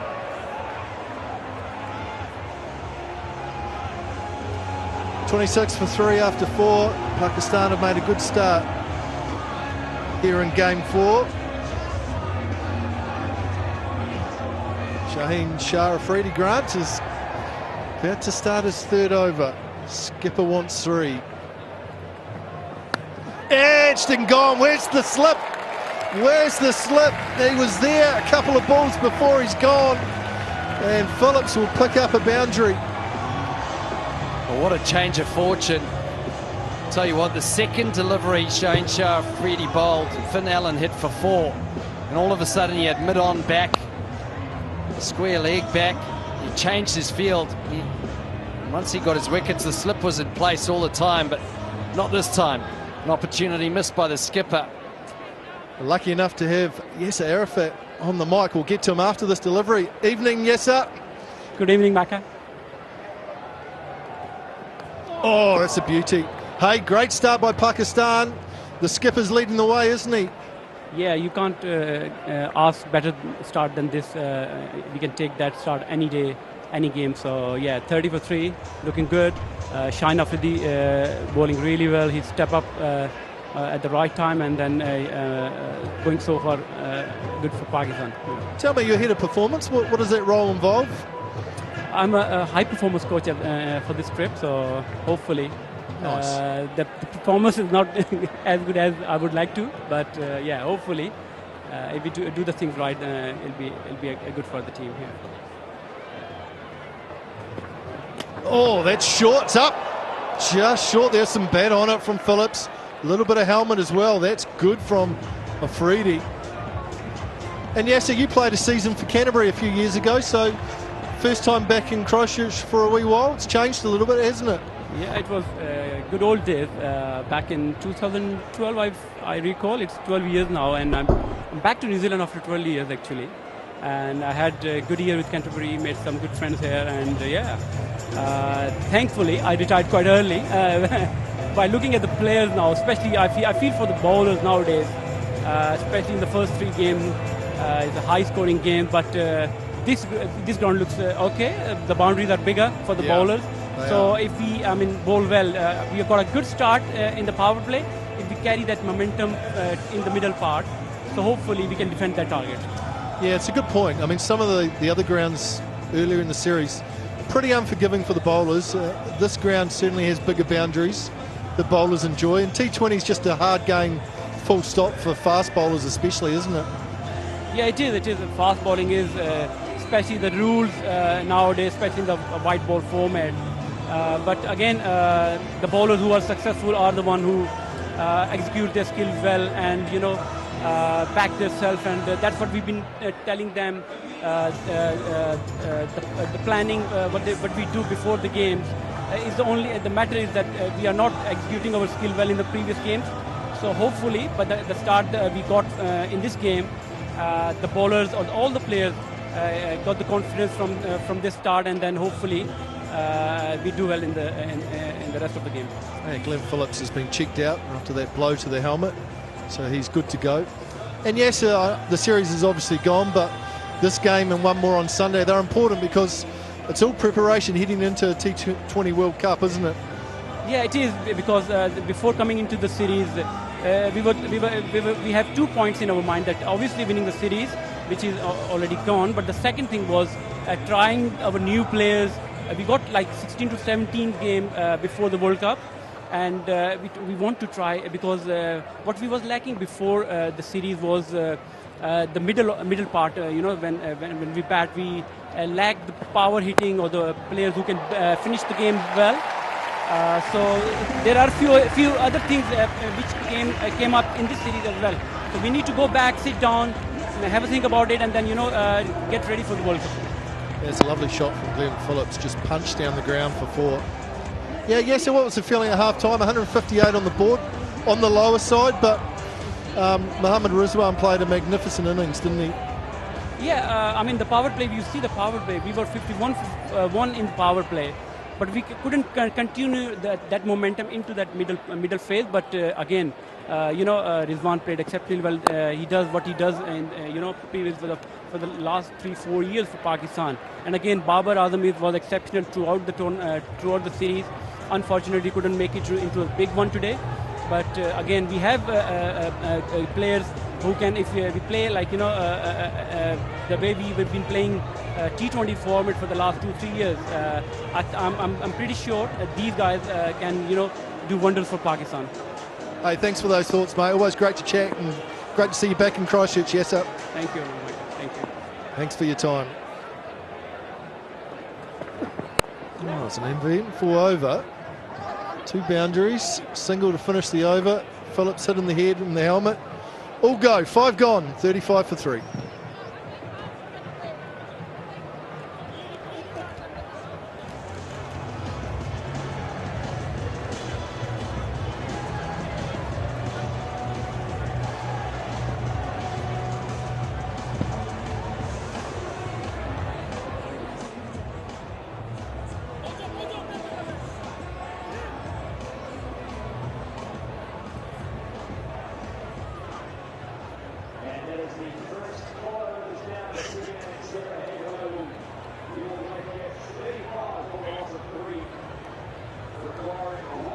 Wonderful insights from Yasser Arafat, head of performance for Pakistan. Frankie Mackay back in commentary. Good evening to you, Frank.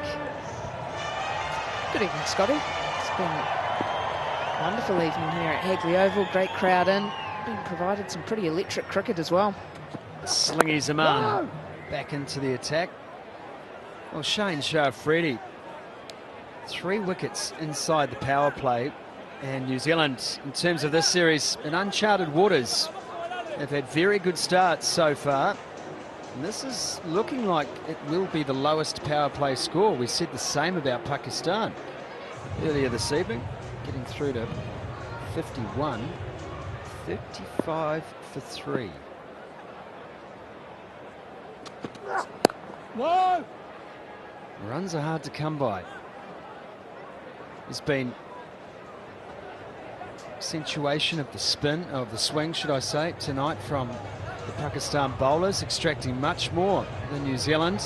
And in fairness, New Zealand propagating along that shorter delivery much more than Pakistan. Have trusted the swing tonight and have had favourable conditions for it.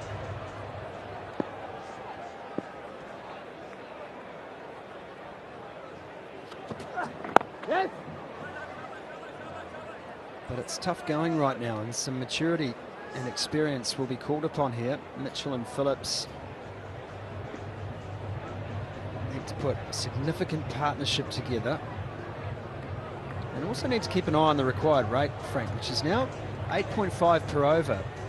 Originally under 8s for New Zealand was the equation, so that's one thing to keep an eye on, something in the peripheral vision as this partnership develops. Yeah, you don't want them getting out of control, absolutely, but for these two, it's just around extending this partnership out. At the moment, 16 off 17. Right on the toes of Mitchell, and he slips back in the crease and plays it nicely. Takes the single. And it's just that understanding that there are going to be patches, even in T20 cricket, where you actually have to say, yeah, you're bowling well. You've got conditions that suit you, this is hard going, and we've just got to take our medicine a little bit. And by losing those 3 wickets early, it means that might extend out just a little bit more, because you don't want to find yourself 4, 5, 6 down anywhere before, ideally, the 15th over, because that allows you to have a launching pad. So then you can chase 10, 12s and over on this ground. Just 3 bowlers used, no run there. Inside the power play. And it's actually that understanding as well that whilst it feels nice as a batter to be scoring boundaries and scoring them off, and once you get outside that power play, sometimes when you are under a little bit of pressure, it gets easier. There's more space. You're able to score off a lot more balls because naturally teams put the fielders out. Everything spreads out a little bit. Yeah, if you look at New Zealand right now and you're thinking about who's coming on next, well, you know Shane Shah-Afridi's going to save himself for the last over, and he's already bowled 3. That's the end of the power play, 38 for 3. Oh, let's make some noise. Well, Fennellan got off to a flyer, and then you'd have to say that's an unlucky dismissal. Right off a leading edge, looking to tuck that one behind square. Not too much longer for Seifert. Shane Shah-Afridi, who really had been all over the show. The third one then went, that was Will Young. Dismissed for just 4. Phillips rode his luck a little against Shane Shah, who came on for a 3rd over. And so the 3 bowlers used in the power play, Shaheen, Saman and Ralph. And there is the comparison. Well behind here, New Zealand's. Chasing a total that's well regarded as somewhat under par here. Yeah, and I know it's a different game, but through the Dream 11 Super Smash so far this season, 170 has been kind of the magic number. The scores above that haven't been chased, anything below that has, so... I feel they did a good job with ball in hand as well, and speaking with Lockie Ferguson, he was really positive about the bowling innings, I guess, that they put together. The seamers working in conjunction with Mitchell Santner felt like, considering they had one player who scored 90, that actually have been able to restrict a side really well. The remaining batters scored at basically a run a ball to put another 60 runs on the board. So they controlled the game really well with the ball, and now it's just about regaining some of that control with the bat through the middle. 1-1 so far this season, having lost 3 wickets in the power play. Lost to Bangladesh and Napier. They were 36 for 4, and Bay Oval, they were 35 for 3, but they won that thanks to Duckworth, Lewis and Stern.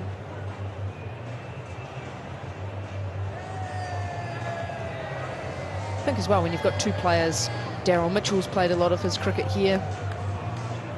He's seen the light and moved down to Canterbury. Really?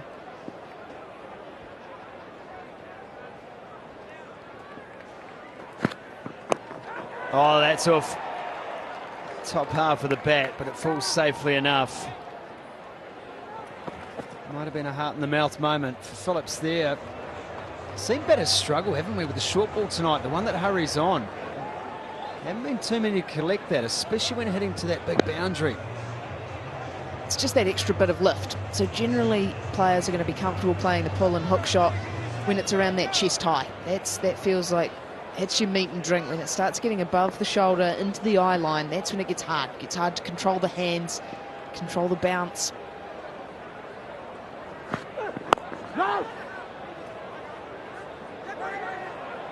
Oh, that's sloppy.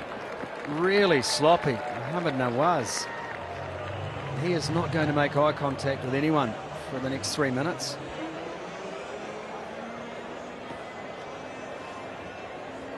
It happens. It happens. He was brilliant earlier with the dive and catch. And then that just brings you back down to earth. Amazing how quickly cricket can do that at times. Gee, it's a glorious sight from above. Hagley Oval, what an asset for this city it is. It is a wonderful place to watch cricket. And I can tell you that Sunday's fixture here is the 4th sellout of the series. 4 out of 5 ain't bad. Better than Meatloaf's. Just the perfect way to spend a Friday night. Up on the bank, beautiful and warm. Yeah, breeze has died away as well, and that's the perfect way to spend the end of a week. Watching some high-class cricket, packed out crowd.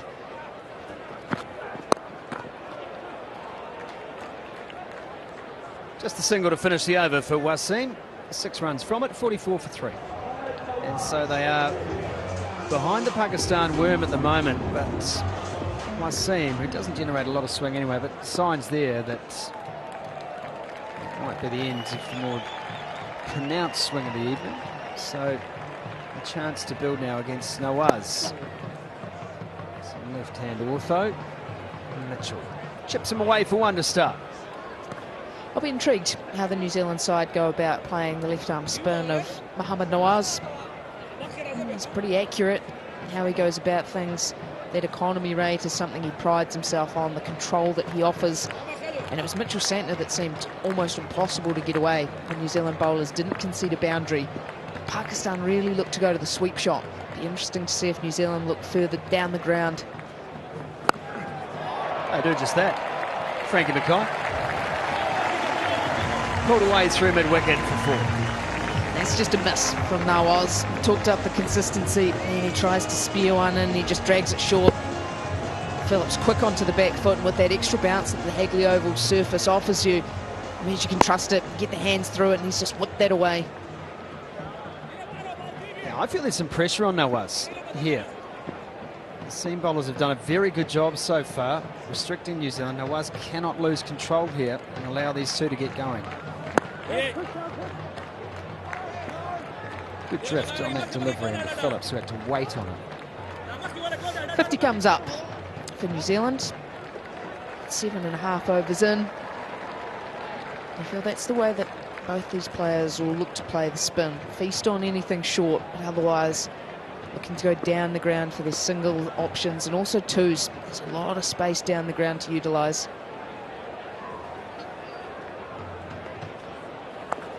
There's the sweep shot from Mitchell. Wasim is there.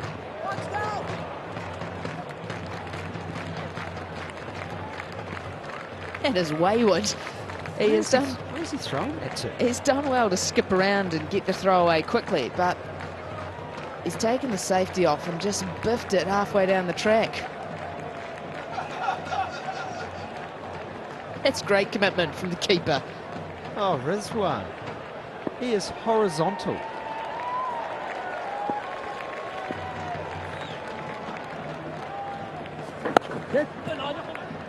Easy single there. And they'll take each of them on offer. Phillips is building here. 28 off 24. Mitchell's slow to get going, but he will only need a couple of strokes to find his rhythm again. We've already seen it so far in the series, how dangerous Mitchell can be once he gets going, especially straight down the ground.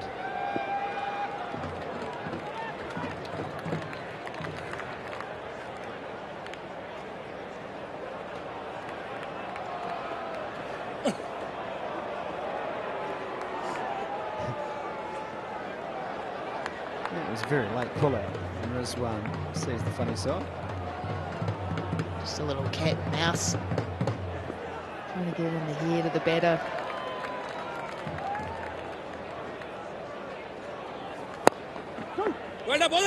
Looking for twos, the call. No, there's just one there, and it was a very firm call from Mitchell. 53 for 3.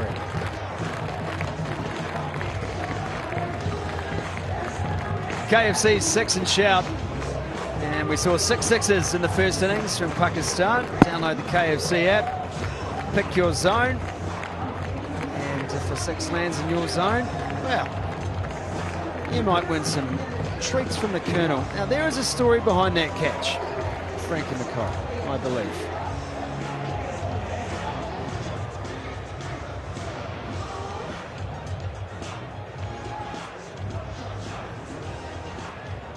Interesting story about this catch and the man who caught it tonight, Frankie Mackay, and I know you're abreast of that story. Fascinating. Here's Wasim again. Oh, and that has come off the stickers Yeah, just the extra pace and bounce. Daryl Mitchell can't get through the shot in time. But yeah, it's a little bit of a full circle moment, I guess you could call it. The last time we were here for the tri-series involving Bangladesh, Pakistan and New Zealand, there was unfortunately a youngster, Sienna, who was hit by a Glenn Phillips 6. And this is Dad catching one up on the bank.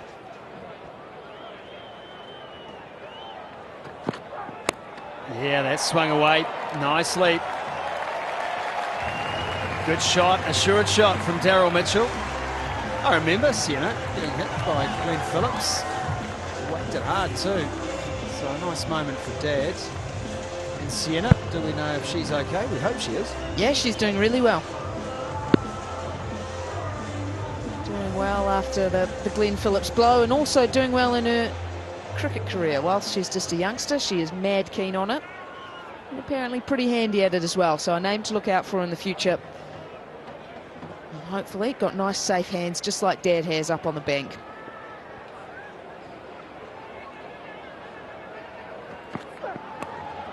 And again, good control from Mitchell. Doesn't take full toll here. Enough to guide it down. He was out in rather bizarre fashion last up, Daryl Mitchell, trying to tickle one round the corner. And he really just helped it to the man on the 45. It's a strange dismissal. That was Hamilton. Yeah, it is an interesting one, and he almost looked back a little bit bemused that he's managed to do it. Especially when you have someone who's so powerful down the ground. And you get out trying to paddle one around the corner. Oh. Always looks a little interesting, but what he's done well with those couple of short balls is the first one he took on. He really took it on, but that was chest high, so he was able to get the hands on top of it, hit the ball hard. The next one rising on him a little, so he was just able to pivot. Yeah, this is the missile. It was Dunedin, and it's Mitchell playing behind square. And yeah, that look says it all. What have I done? He's so good in that area of the game. Sometimes I think on that swivel, you get caught between helping the ball on and really giving it a spanking.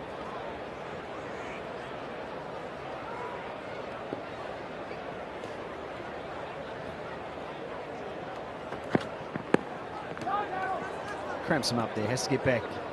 Seems well, I love those stories, full circle story, and that story you've just told about young Sienna. We got a lovely message from Mark Clayton through a few years ago in a Super Smash game in Auckland. We invited his daughter Isla into the commentary pod, and Katie Martin, our colleague, gifted Isla one of her Grey Nichols bats. It was in 2021, and I can safely say that last year she made her debut for the Suburbs Women's Premiers at age 15 using that bat. A little bit of kindness goes an awful long way. 60 for 3.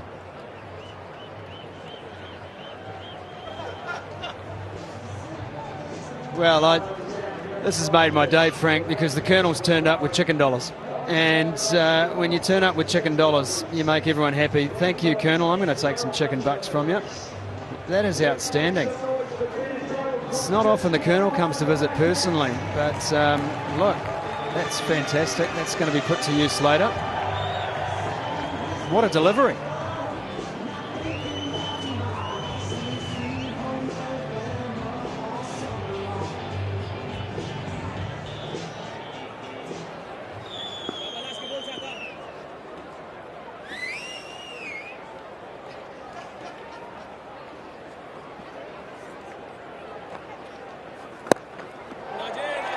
That's a nice shot.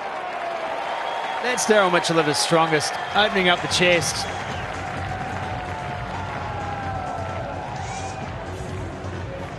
Nothing rushed about this from Mitchell. Knew exactly where he wanted to hit it and deposited it there. See what he's trying to do here, Noels. He's trying to be flat, quick into the surface, but just missing short. And with that extra bounce, it's just sitting up. Becomes a hit-me delivery.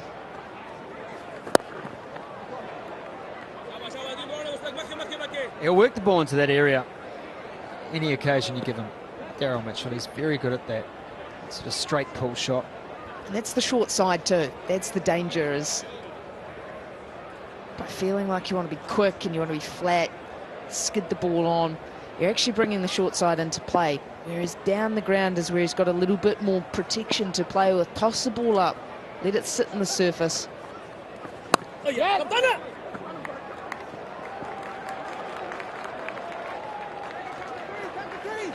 Same Ayub on a slight misfield, and they come back for a third. And he's been one of the very best in the field for Pakistan this series. Very disappointing that for Nawaz. It's only a little misfield. It's only a little knock on. It allows them to get back for the third, and that's the big boundary. That's the big side. And so if the ball's not in the hand, you know you can chance your arm to get back.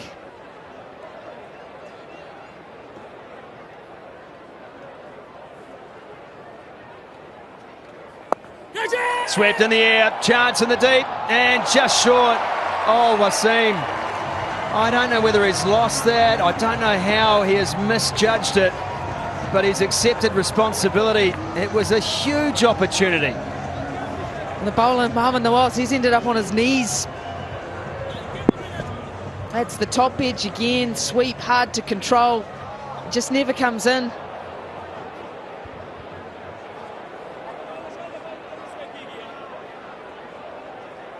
Partnership through to 49. Oh, Wasim. He thought it was coming straight into the breadbasket, and it dropped 2 metres in front of him. What a let-off. I want to say maybe it's gone into one of the light towers, and you are at times when you're fielding on the boundary and that does happen, you're just waiting for it to come back out. You're trusting yourself that eventually it comes out of the lights once again, but that is a horror miss. That's for sure. With this partnership building, it would have been a crucial time for Pakistan to pick up a wicket. Now that part of the field too, so important, and that's where Glenn Phillips marauded all night long for the Black Caps, saving runs and making things happen. 50 partnership up between Phillips and Mitchell. It's 70 for 3 after 10. Back live as drinks are taken here at Hagley Oval, and a Mexican wave suddenly finding its way around Hagley. Started very loose from Shaheen Shah Afridi, but he will take wickets all day long, and he took 2 up front. New Zealand's 2 down in the first over, and then a third fell very soon after. Will Young departed for just 4. Glenn Phillips edging one through. No slip in place for Shaheen as he came back for a third, and since then Phillips and Mitchell have had to eke out a partnership. It's a partnership now with 50 runs, a very important one at that. Not without its chances, and this Wasim may well have lost it in the lights. You've got to give him the benefit of the doubt. He was set for the catch and it dipped right in front of him. Now was less than impressed, and as suspected at the end of the prodigious swing that Pakistan's pace bowlers were able to deliver up front, New Zealand have just started to climb back into the match and are pretty much at parity now. 89 of 60 deliveries. Grant Elliott returns to the commentary box, and Harris Ralph returns to bowl from the Port Hills end. Short ball, there's an appeal. Wayne Knight says no. Harris Ralph thinks this has got some glove on the way through. Thought I heard something, Scotty. Thought I heard something in the stump mic.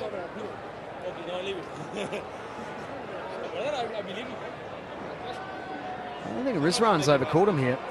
Rizwan's come in and said to Shane, leave it alone.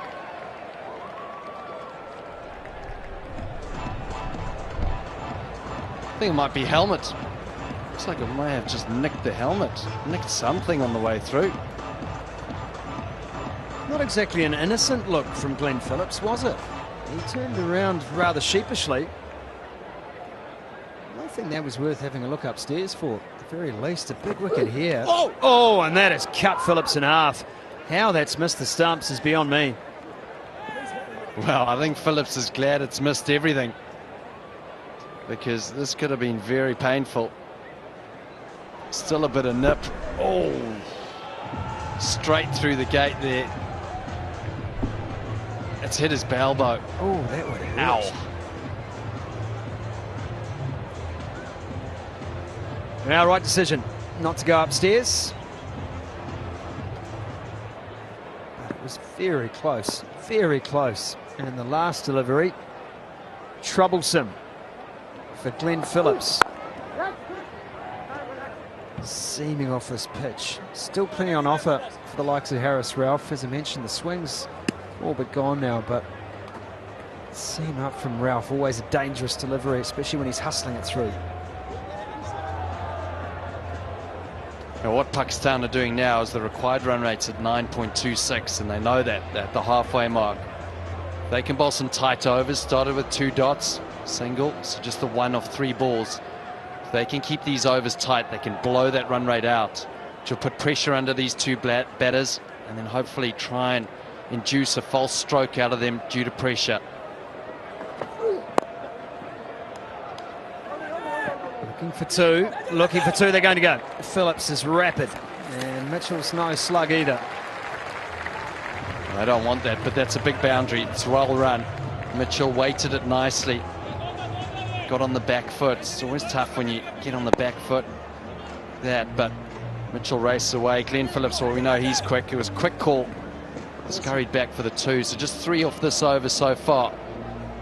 They've got 3 back in the deep on the leg side. The 3rd man and cover boundary. You can see. So Harris Ralph will be bowling slow balls in at the hip to Mitchell and straight Yorkers. You can see how deep that pocket is, deep mid-wicket. The field is in 30 metres off the boundary there.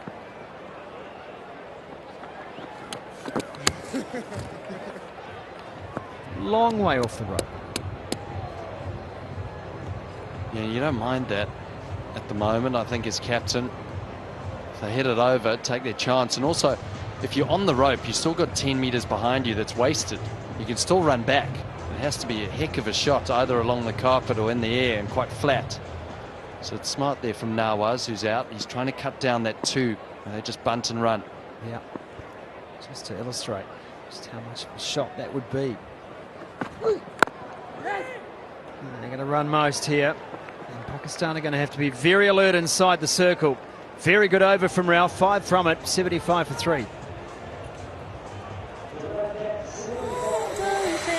Dream 11 Super Smash all season long here on TVNZ Plus and TVNZ Duke, and Cole McConkey. Aces v Kings early in the season. This was an absolute ripper. We've seen some great catches throughout the season, and we've come down to the final week of pool play. Elimination final and grand final just around the corner. Check it out, Dream 11 Super Smash.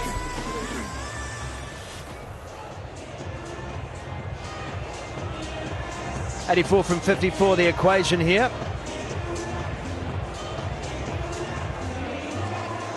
It's a sense of tension in the sold-out crowd. Another sellout confirmed for Sunday here at Hagley. What a fantastic outcome for this series, especially with the series wrapped up. But New Zealanders loving their cricket. Cut away, well fielded. Good stopping point from Baba Azam. You really get a sense now that these 2 batters may be feeling a little bit of pressure, searching for boundaries. Pakistan only hit 8 4s and 2 6s in their innings. New Zealand have hit 8 4s in theirs now. It was boundaries that Pakistan lacked. Glenn Phillips is an aggressive player. He likes to hit boundaries. Might fancy Nawaz here to the short boundary. Now he's straight down the ground and just short. Living dangerously again, and Same Ayub had a good honest crack at it. Well, you could feel it. You could feel he was going to have a go, and he did. It was to the short boundary, took Nawaz on, got it on the bottom of the bat. Unfortunately survived. Ayub, well, no chance of getting that.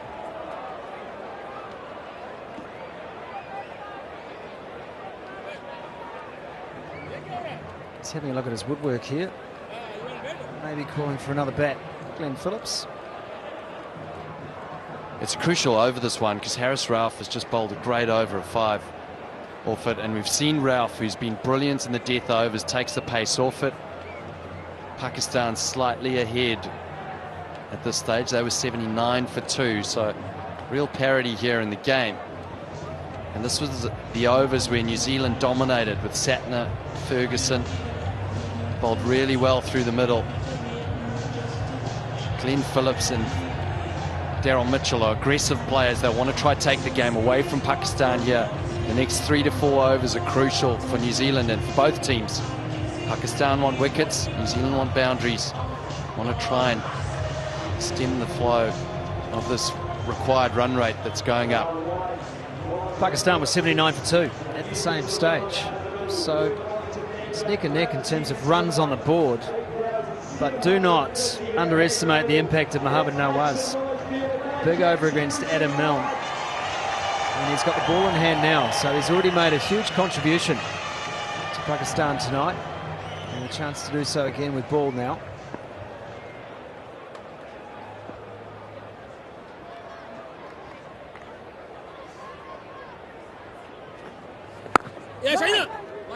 Well, he had his choice of New Balance, didn't he? 4 bats came out with Chad Bowes. He's picked the one with the same grip. That's what he's gone for. Some recency bias there.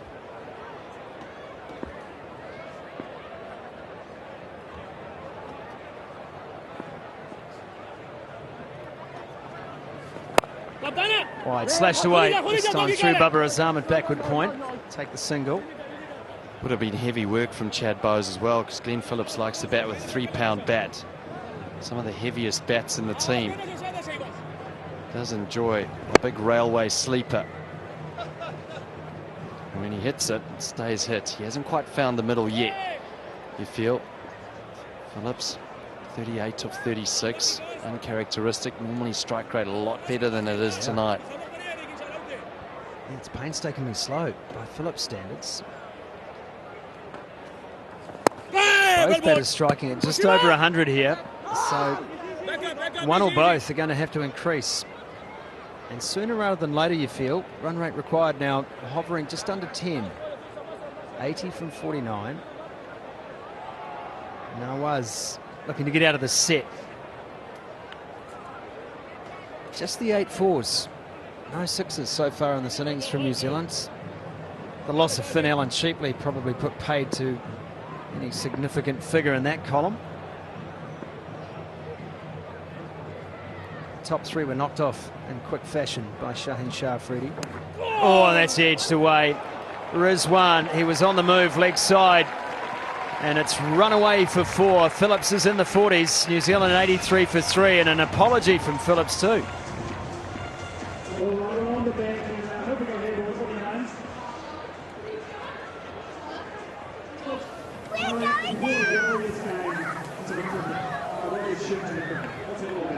That's the motto of my life, mate.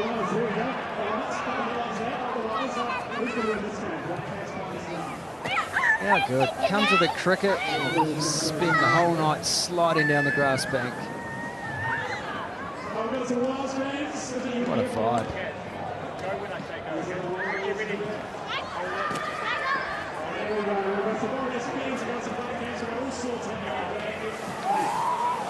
How good. Oh, didn't stick the dismount. I think we've got to get you on the bank there, Sumo.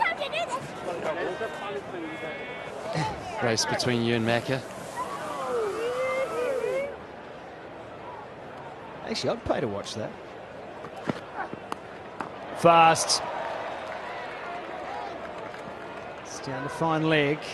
Again, it's just the one. Mitchell is admonishing himself here. Some negative self-talk. He's just wondering how he can find the middle of the bat. It's been tough going. But he's still there, and as long as these two are still here, New Zealand will have supreme belief in their ability to track down this target. And no alarm bells yet. It hasn't gone over 10s. When it starts getting over 10 at Hagley Park or Hagley Oval, that's when maybe it gets a little bit tougher, but they They're not finding boundaries. They've got a fortuitous boundary in the last over. They've been tight through the middle overs here at Pakistan. Partnership of 64 in this league side, but he's got good coverage there. The man on the 45, Wasim.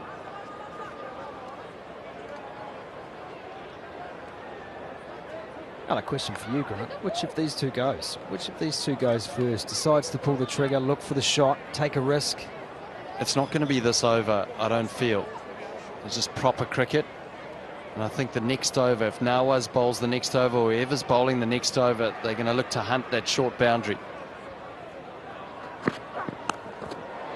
Pulled away by Mitchell.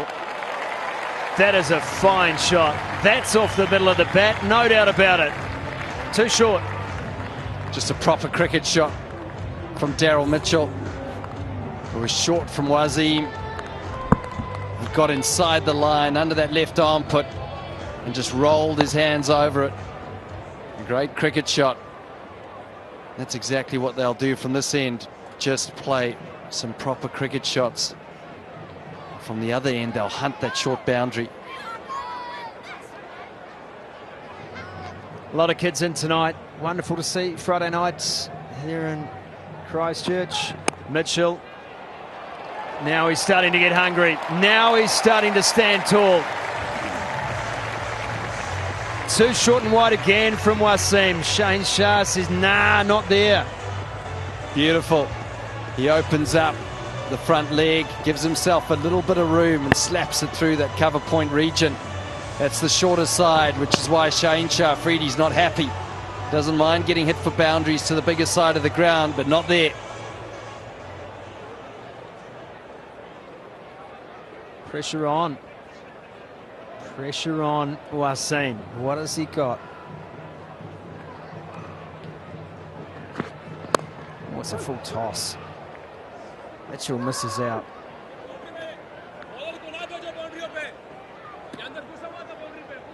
He was looking for full. Just missed his length, Wasim. That might just arc Mitchell up here. Goes through to 34. Yeah, well, he's been at 26 balls now. This is when it gets dangerous for the bowling side. You've got two batters who you feel are set, ready to launch. And with the power that Phillips possesses, he hasn't shown it yet.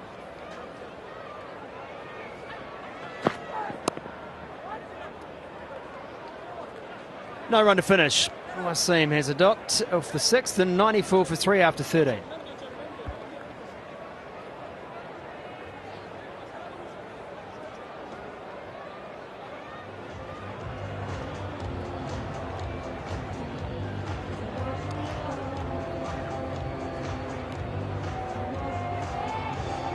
There's a comparison, and those Manhattans, they tell the story. New Zealand now 8 runs ahead of where Pakistan were after 13 overs. But look at that Nawaz over in the 19th. Adam Milne, shipped for 21. And you've got to keep that in the back of your mind. So New Zealand may be ahead at the moment, but they have to keep pace and account for that very big 19th over.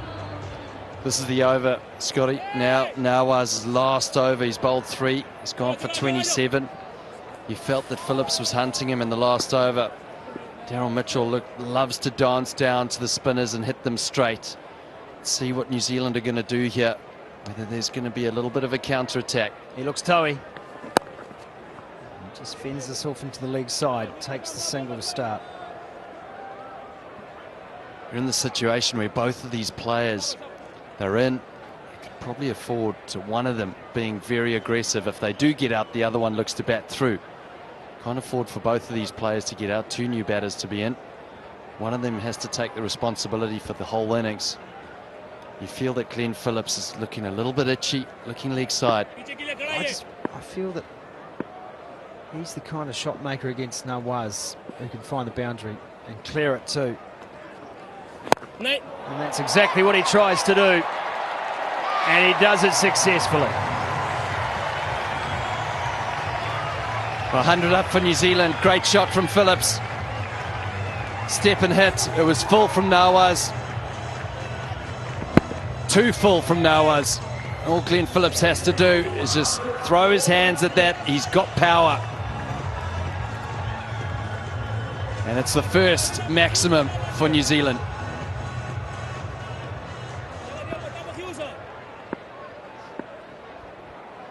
He's on 49, Glenn Phillips. Takes one to reach 50 again. An important innings from Glenn Phillips, this one, and it's not over yet. And a warm round of applause here at Hagley Oval, and an acknowledgement of the crowd and his teammates from Phillips. Good knock so far. Yeah, great knock so far. Not easy to come in at 20 for 3 after 2.5 overs. He's played it nicely. He's paced it perfectly up until this point, and he'll want to go on. He'll want to be there at the end. That's a 10th T20 International 50 for Glenn Phillips. He's got 2 centuries as well. It is, however, his first against Pakistan in 15 innings. Now Mitchell goes to long on and dropped. This is not the time to get the yips in the field. Farhan, far out. Well, you just felt like something was going to give this over. We saw a 6 from Phillips. Daryl Mitchell tries to come to the party inside half of the bat. And no, Pakistan should have been taken. It's falconed him as well. He's absolutely falconed himself. He jumped into the catch. He had it covered. Poor Nawaz. He must be wondering what's happening here. Wasim's missed one. Now Farhan's missed one. He could have at least 2 for by now.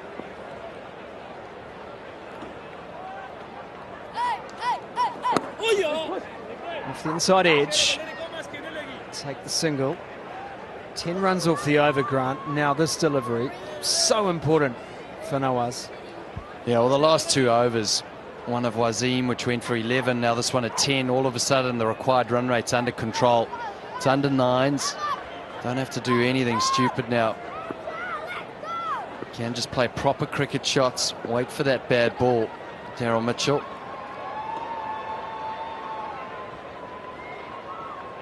Sweat pours out of the helmet of Mitchell as he faces up. Looks for the reverse. Plays it nicely. Beats the man. What a shot that is. Daryl Mitchell moves to 40.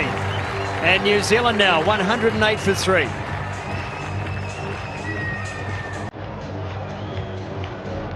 Well, Glenn Phillips, he came in at a tough time, 20 for 3. He played beautifully. Started the innings slow. There weren't many boundaries, but he was played conventionally. We've seen power from Phillips, but we also saw a lot of conventional shots. And towards the end now, just pacing it beautifully. The straight 6 up now was 51 for him, 5 4s and 1 6 in his innings so far. Is New Zealand 108 for 3 and 20 for 3 after just 2.4. Pakistan had New Zealand against the ropes. They'd come back nicely.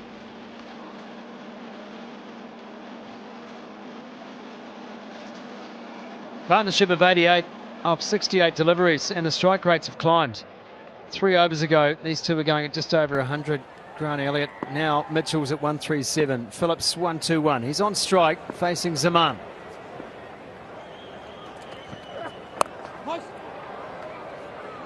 Was it through mid-wicket? Had to collect that from a long way outside off stump, and it was high on him too. He's got 3rd man up, fine leg up, Zaman. A slower ball bouncer, probably an indication of exactly what Zaman's going to do. Very good at the Yorker. You can see 3rd man, fine leg up.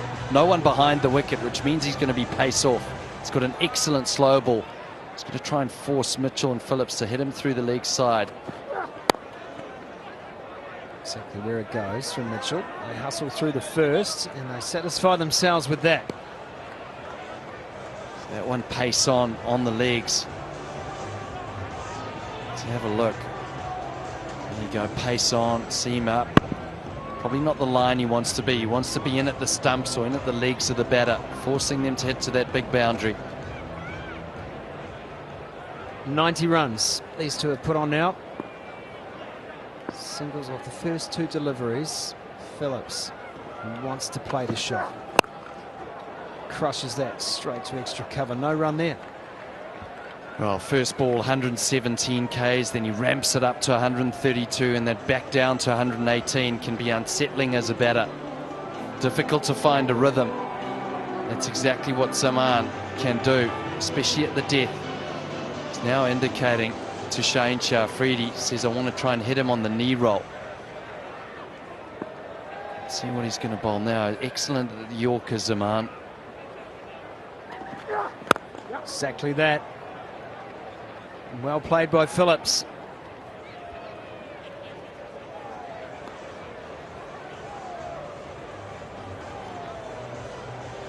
Looks like there's a little bit of tail, bit of reverse in, just a touch, which is when Pakistan bowlers are at their best.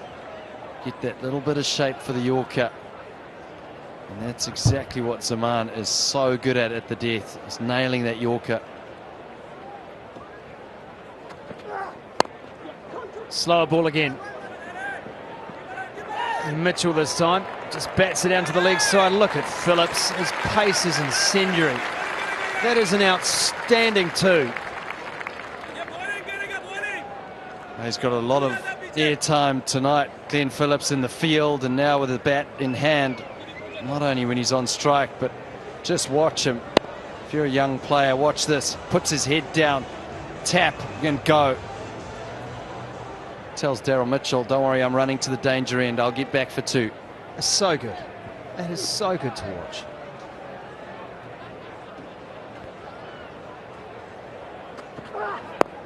Slow full toss this time. Not much Mitchell can do with that. It's a good over ultimately from Zaman. Just the 6 runs from it. 114 for 3 after 15.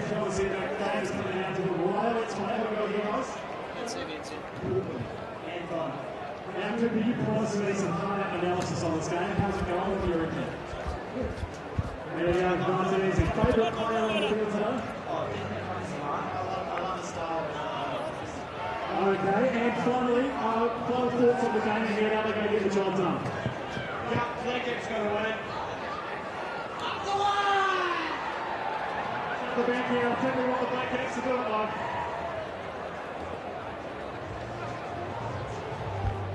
Oh, the New Zealand Worm has just gone slightly ahead. This partnership's been crucial for New Zealand. 94 from 74. 45 from 30 the equation now for New Zealand. Final 5 overs of this match, and the skipper's back. 3 for 23, did the damage at the top of the order. Needs to break this partnership. Pakistan are going to have any chance here. Oh, that's going to go just over Rizwan. There's a lot of risk in that shot from Mitchell, and he got away with it. Yeah, initial look, it just looked like it had ballooned straight up. Perhaps that's what Mohammad Rizwan is thinking as well. And then it's just the mad scramble to try and get back. Throws the hand up, but can't get up to it. Oh, the disappointment is obvious.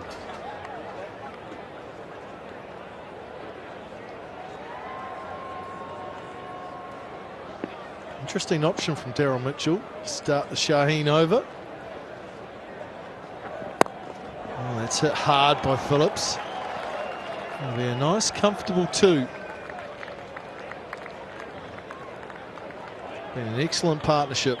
New Zealand were in big trouble at 20 for 3 in the 3rd over. And Phillips and Mitchell have had a nice tempo to the partnership. Partnership nearing 100, 97 from 76.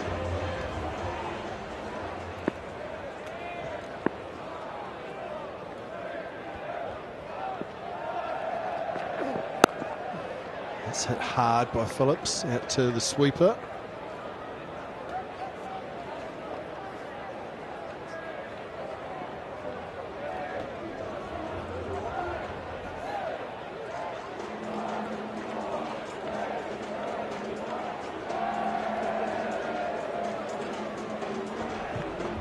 Daryl Mitchell in the last match, the left arm spinner, just lobbed one up.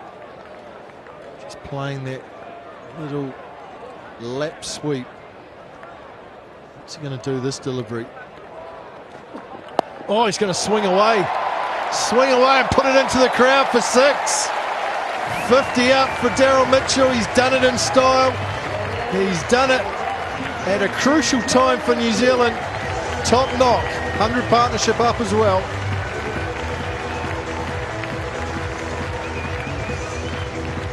Brilliant, simply brilliant from Daryl Mitchell. Came in a tough spot. He has been excellent so far. 5 4s, 1 6, a strike rate of 150. That one up on the bank. Home crowd, they are enjoying that one. 7th T20 International 50 for Daryl Mitchell. At a crucial time. Oh, this time he's gone up. It's going to fall safely between 2 fielders. A little bit of luck for New Zealand. Shaheen Shah Afridi's frustrated. And that's where the size of the ground can really help you out as well. And this hits just fall into empty space, wide open space. Such a hard ground to defend. You get 2 players in and set. Good surface, pace and bounce. Nicely bowled. It's a good 4-over spell from the skipper. He's done a good job. 3 for 34, 16 gone, 125 for 3. Had to be patient early on. Scored just 7 off his first 10 deliveries and then really into his work. He was savage on Mohammad Nawaz. Was able to pepper the leg side boundary, really impose himself on the game. He's formed a brilliant partnership with Glenn Phillips. He's been able to entertain the crowds. He's really put Pakistan on the back foot.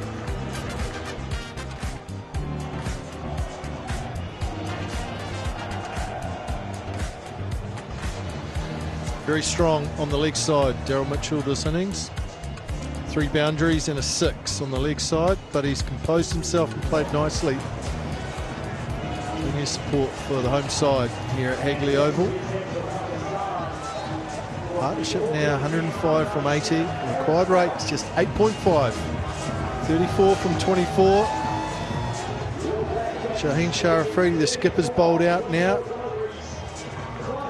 Harris Ralph. He's got 2 overs. He'll bowl 2 of the 4 left. And this is an area that he can excel at. He can be very good at the deck. Just 10 runs from his first 2 overs. Key time. It's cramped Mitchell. And you just get 1. I think that wagon wheel that we showed of Daryl Mitchell scoring shots and scoring areas really highlights how well he's adjusted to the surface. Normally when you think of Daryl Mitchell, you'd expect to see a lot of lines going down the ground, straight down the ground, but with just maybe a little bit of extra lift in the surface, a little bit of extra bounce. Ball swinging around early on when he came to the crease. He was watchful to the fuller deliveries, just worked the ball around, and then he's been savage off anything short.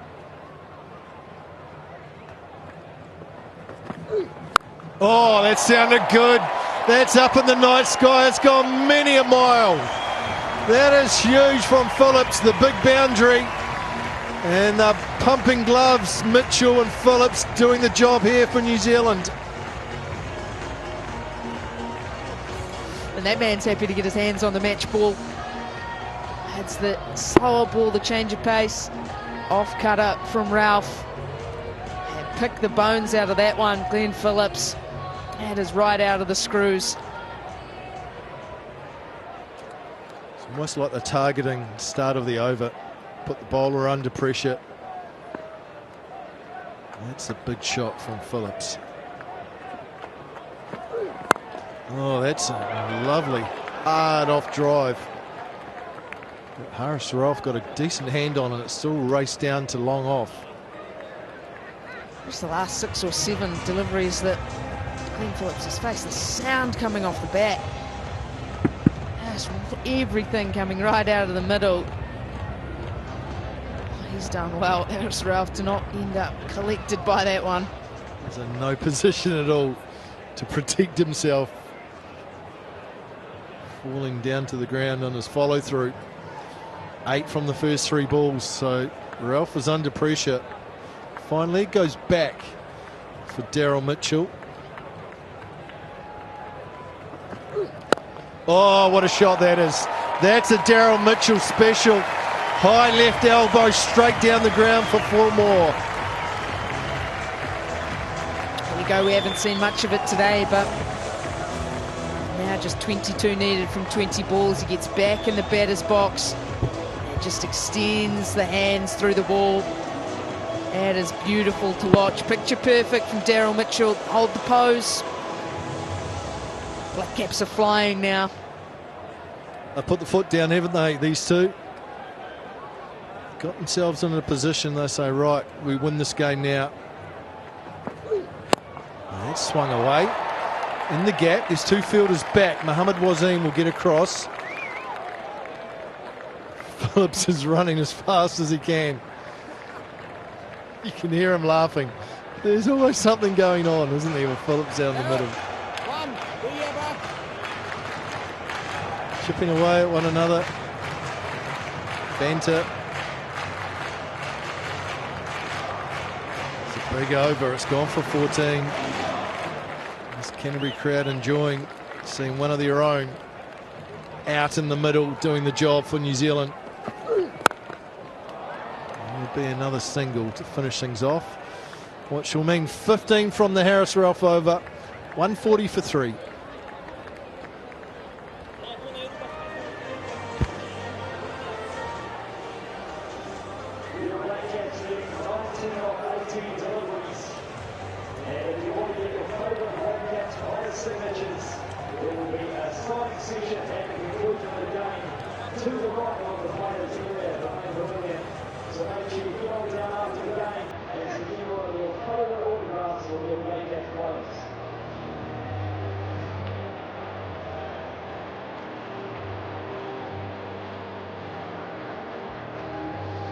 Three overs left. New Zealand need 19. They are in a position of strength now because of Glenn Phillips and Daryl Mitchell. Partnership of 120. Both players in the 60s. Came to the crease when New Zealand were in a spot of bother. They are doing a very good job here at Hagley Oval. Zaman Khan has been pretty good tonight, none for 15 from his 3 overs. About to start his 4th and final. False start.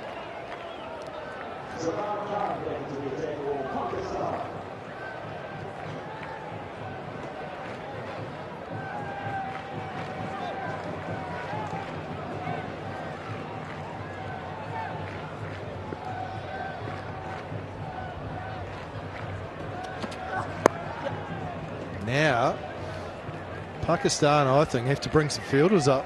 It's a runner ball, effectively. Can't let New Zealand just hit and run. Got to try and break this partnership. Bring someone new to the crease. So, what are Pakistan going to do here, Frankie? The only way you get yourself back in this game is wickets. Even a few dots at this stage, it's not necessarily going to change the game. So you've got to find a way to go wickets. Is that bringing fielders up? Trying to get these two to play slightly differently. Is it a change of plan? Is it the sole balls? Is it Yorkers? Short, crunched. Has that gone for 6? Mohamed Wasim going back.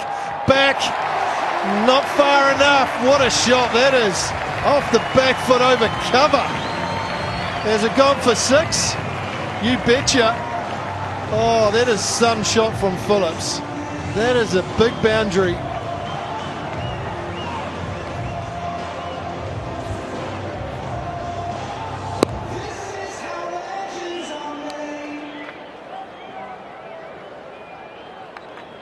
That is some shot, some power. To get that over cover, 80 metres, straight out of the middle. Mohamed Wasim had no chance. Wow, what a shot. That's nicely played off his pads. Well, Pakistan had the chances, didn't they? They had 2 chances that they'll reflect back on and say they were key moments.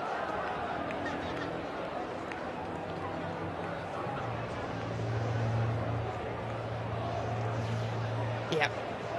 And on a wicket that's so good and so true, they did the hard work early. They picked up those 3 wickets, and I always feel that when players get set on this wicket, they're hard to dismiss. And we saw that the first innings with Mohammad Rizwan. Can't put catches down like that. Oh, that sounded good.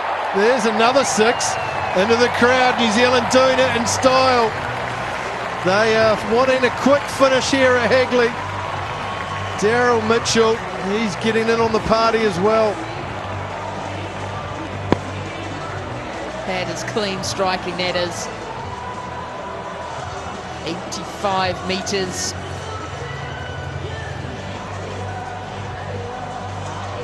People throwing themselves around in the crowd. Maybe not the smartest player of the day. No run. This is a new highest 4th wicket partnership for New Zealand. Mitchell and Phillips going past Williamson and Corey Anderson versus Bangladesh back in 2017. What a partnership it's been. 134 off 91. I think Mitchell wants to finish this in style with a 6. Oh, he's tried to. He's gone deep mid-wicket. No real timing, so it'll just be a single. 155 for 3. 2 overs left. 4 needed for New Zealand.